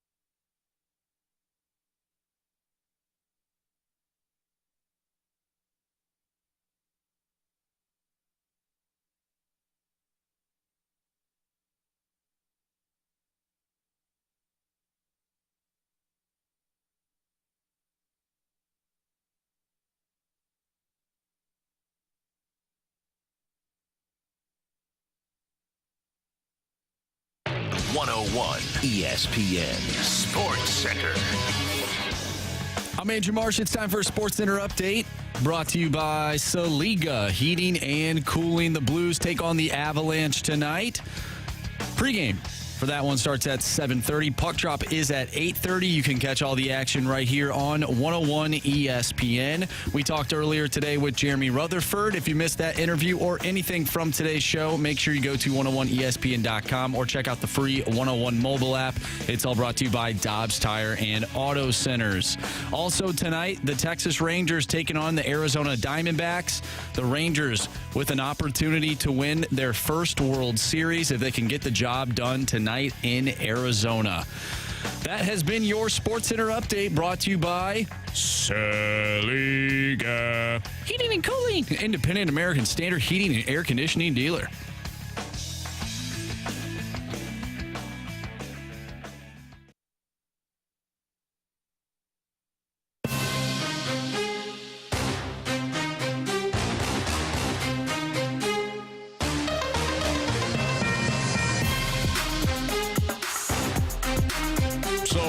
Each and every Friday in the fast lane. Did I what? No, I didn't. Why is the heat kicked on again? I don't know, Marsh. I didn't touch Marshy, it. did you touch the thermostat? Why would I touch it? I'm wearing like 3 layers of clothes right now. Yeah, I know not to touch the thermostat. I realize it's going to be a crisp 18 degrees when Jamie's doing the show. That's why I wore this hoodie, the jacket. Yeah. I actually took the jacket off because it is getting a little warm in here. The heat kicked on. It's unacceptable. You're fine. No, I'm not. Anthony. I didn't. You snuck by. I did not touch the thermostat. Anthony? I wouldn't. I've become used to the meat locker that is this studio when you're doing the show. All right. Go ahead, guys. Sorry. Jeez. Anyways, every Friday here in the Fast Lane, we do the sleeper. Build your own sleeper team. We take the quarterback, the running back, the wide receiver. Jamie was out on Friday, so BT put together your sleeper team. I believe I'm up 2-1 on Marsh and Jamie. Marsh has 1 win. Jamie has 1 win. I have 2 wins. How do we do this past week, Marsh? So Jamie may never have BT choose his team ever again. Who did BT pick? He picked Desmond Ritter. What? He screwed me on purpose, this guy. Deontay Foreman. George's son. Nope. And Calvin Ridley. I don't know that. Ridley did okay. Ridley did do okay. He picked up 14.3 points. Desmond Ritter, 3.44 as a quarterback. BT. And Deontay Foreman, 4.6. So Jamie's score in third place, 22.34 points. Wow. You got me, Brad. You got me. And in first place, because his quarterback scored more points than Jamie's entire team, Sam Howell, 30.98 points. Chuba Hubbard, 7.4. Joshua Palmer, 5.4. Anthony Stalter wins this week, 43.78 points. Wow. I came in second with 39.08. Tyson Badgett with 11.18 points. Kareem Hunt, 13.7. Josh Downs, 14.2. So you had the most balanced team. I just happened to pick the right guy there. Hey, that's how fantasy football works, though. It was all luck because I actually wanted Ritter, but BT went first and he took him. I thought Ritter would have a decent game against Tennessee. You know what? Sometimes it's better to be lucky than good. But I'll take the W on that one. So that's your build your sleeper team results. Let's go to the biggest question of the day. It's time for the Fast Lane's biggest question of the day. All right, gentlemen. Jamie brought this up in the studio or in the office earlier before we started the show, but I think we need to know, Anthony, how do you feel about sign-stealing guy Connor Stallions on your CMU sideline? I don't like it. I don't like that he decided that it was okay to wear the maroon and gold and walk the sidelines as if he was an assistant coach for the prideful CMU Chippewas. To think that this guy's got the audacity to walk around with the flying C on his chest and his hat and whatever else he wore that day and acted like a Chippewa when he in fact is not. I find repulsive. Now, some are saying they don't even know if that's the guy. But apparently, Jamie, you were talking about Jim McElwain, the head coach for the Chips, said, I didn't know who this guy was. He's like, I had no idea who this guy is. No, it's like the only guy on the sideline with sunglasses on. I think it was raining or cloudy or something. What the hell? Guy looked like he just went to Cabela's and picked up a pair and a CMU hat. Come on, man. Now, it is quite possible have you ever seen the amount of people that are on sidelines of a football? There's a ton. You don't know who the hell is who. And as I'm the head coach, I'm focused on the game. Yeah, right. And not some dude wearing a hat that could be the ball boy. He could be whatever. He could be the guy that holds the wires back there. Like, who knows? Who knows? Yeah. And he's wearing Chip gear, so you're like, man, all right. But it was for the Michigan State game. And, of course, Michigan plays Michigan State every single year. So looked like he was getting a real bird's eye view. So my question is, did he do this with other teams, too, that were on Michigan's schedule? I don't know. I don't even know what the hell the NCAA is going to do about this. It's bizarre. What are you going to do about this? I don't know. For real. It's the most bizarre, story we've heard here in quite a while. I just don't know what they're going to, the ultimate result is. Is there a rule in the book, the NCAA rules, that says you can't steal signs? There's no rules against sign stealing. There's no verbiage. There's no verbiage. Now, no this rule. is elevated, obviously, if you have people that are sitting on sidelines. Yeah, it's a little different. But still, if there's no rule, there's no rule. Right. Now, maybe there's, some sort of infraction for being on the sidelines where you're not supposed to. I have no idea. I don't know. It's weird. It's so dumb. Yeah. Marsh, are you ready to dole out some punishment or what? Yeah, just one last thing on Connor Stallions. I almost find it just fascinating how he just did all this. I wouldn't say it's cool, but he put a lot of creativity in finding ways to steal these signs. Yeah, true. You know? I guess you got to give him that. I'll give him that. Mm-hmm. Now, was he being compensated by Michigan? Oh, yeah. Probably. Who knows? Yeah, but if that's the case, then I think there could be something in that. Maybe. I don't know. If he's just volunteering. I highly doubt he's some lone wolf that's just decided to steal signs. He's just Michigan. a big Wolverines fan. Yeah, I love the team. Here's some signs. Yeah, I am ready to dish out this punishment. All right. So Jamie 2 weeks ago lost for the first time, so he's got one shot coming for the NFL Pick'em Challenge. I've got two because I lost this past week and I lost 3 weeks ago. By the way. No transition that's appropriate here, but former Indiana head coach Bob Knight has passed away at age 83. That just came on ESPN's little ticker there. So breaking news, Bobby Knight passed away at 83. So, yeah. Jamie? All right. I was going to say congratulations to Ryan O'Reilly as well. He played his 1,000th game. Nice. Well, that's good. Congratulations. Yeah. All right, let's get this over with. So I have two shots coming. Jamie, you have one. You want me to go first? No, I'll go first. You want to go first? Yeah, I got two. Marsh, you want to shoot us both? Yeah, let's do it. Where are you? Are you coming over here to do it? Yeah, I'm just making sure all the listeners can see. One of us has to stay on the mic, so. Well, Marshy can stay on the mic, no? No, he's going to shoot us. Well, I did it while I was shooting you. Oh, did you? Yeah. Oh, okay. I can stay on the mic. Well, you're talented. Well, thank you, Anthony. Thank you for noticing. All right, so this is for the NFL Pick'em Challenge. All right, well, you got to go over there. All right, I'll go over here. Keep talking, Jay. All right, now I'll jump in over here. Marshy, I'll tell you what, I've been using... is this one still on? Yeah, it is. I've been using this as kind of my line over here. And so that way there, it's fair. It's the same distance for each and every punishment. All right. I'm ready. Anthony is kind of got the Johnny Cash all in black today, the faded black jeans. 3. Oh, my goodness. 1. Anthony, was that your leg? Yes. So, Marshy. All right, we need to aim a little higher then. Well, be careful, though, because remember the last week when I shot him, it went a little high and hit him in the lower back. Where did it hit you in the leg? Right here. I feel like that's a perfect spot. It's a hamstring. Fire. All right, ready? Closer 3. to the middle, Marshy. Okay, hopefully this right here. I got a good spot. 3, 2. No! It misfired. Oh no! Oh, Anthony, you should have pulled the old soccer player and just dropped. I have yet to be hit in the butt. You hit me in the spine, and Marsh hit me in the hamstring. Hang on, we have a little malfunction here. Malfunction. So whatever the Rizzuto team, they mess up this gun all the time. I don't know what they do to it, but for people that complain like that, you think that their equipment would be working properly. But here we go.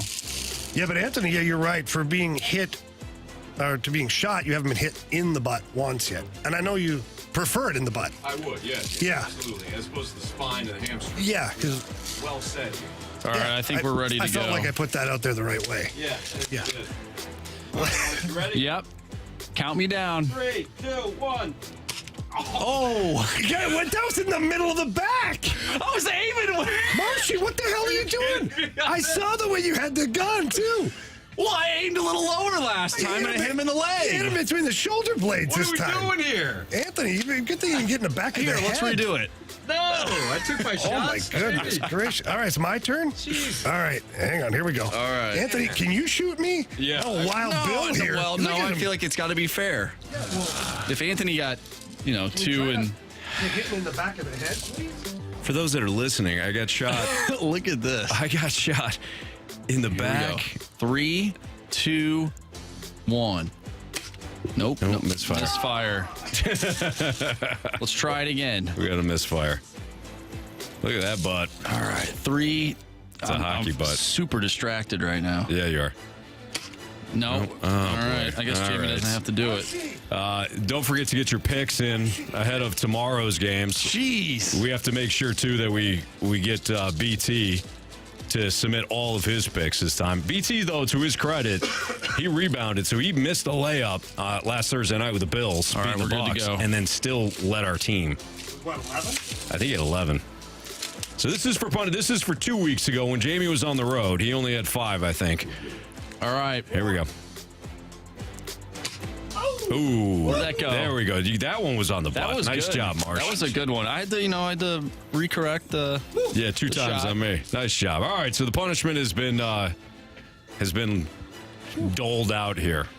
That had some mustard on it. Yeah, it did. Yeah, I feel like we're awfully close. Oh. I'm not gonna lie. This stinks. Last time I got shot, I was like, it's not that bad. Yeah. This time, Marsh. I think Marsh greased him. It's good, Anthony. Oh, no, yeah, it's good. You know totally why it's good? I don't want to feel that again. Yeah, good call. I'm gonna up my game. Same. Yeah. I may have just been fired from the. From shooting people? Yeah. Marsh, that was all over the place. Yeah, that certainly was. Yeah. I mean, he's a young guy, though. Sometimes it ends up all over the place. Yeah, he'll correct. Yeah. He'll correct himself. I have time to figure it out. Yeah. So week 9 starts tomorrow. So again, everybody get your picks in. We're up 5-2. We have 5 winning weeks. They have 2 winning weeks. This past week was a tie. So there you have it. All right. We'll come back. We'll wrap up the show next in the Fast Line on 101 ESPN.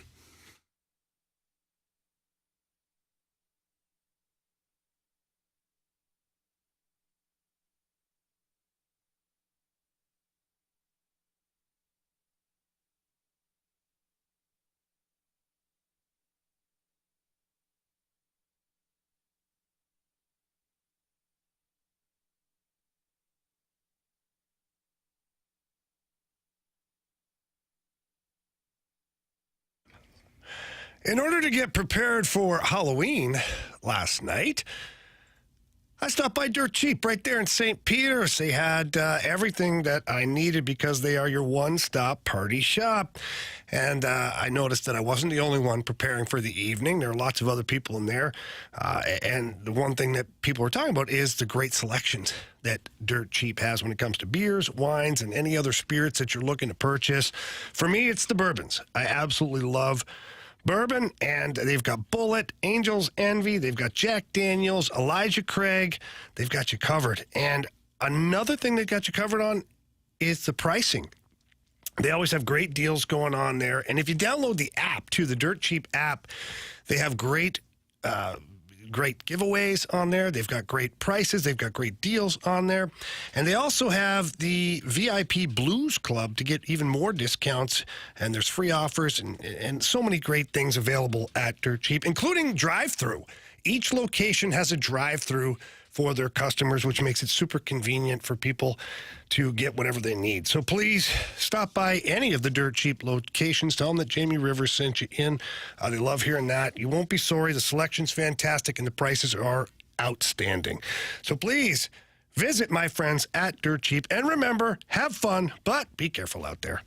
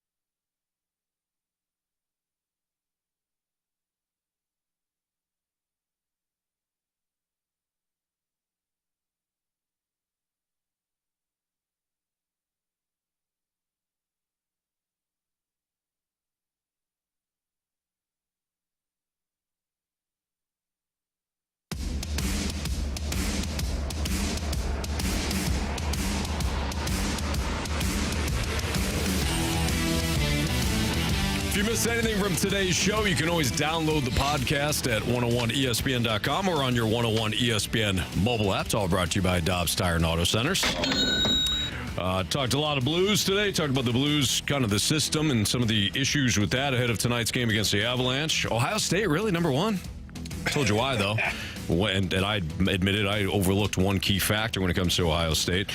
Josh McDaniels discussed him being fired in the Patriot way and stop copying that because that doesn't really work without Tom Brady. Working for the Patriots right now. Nope.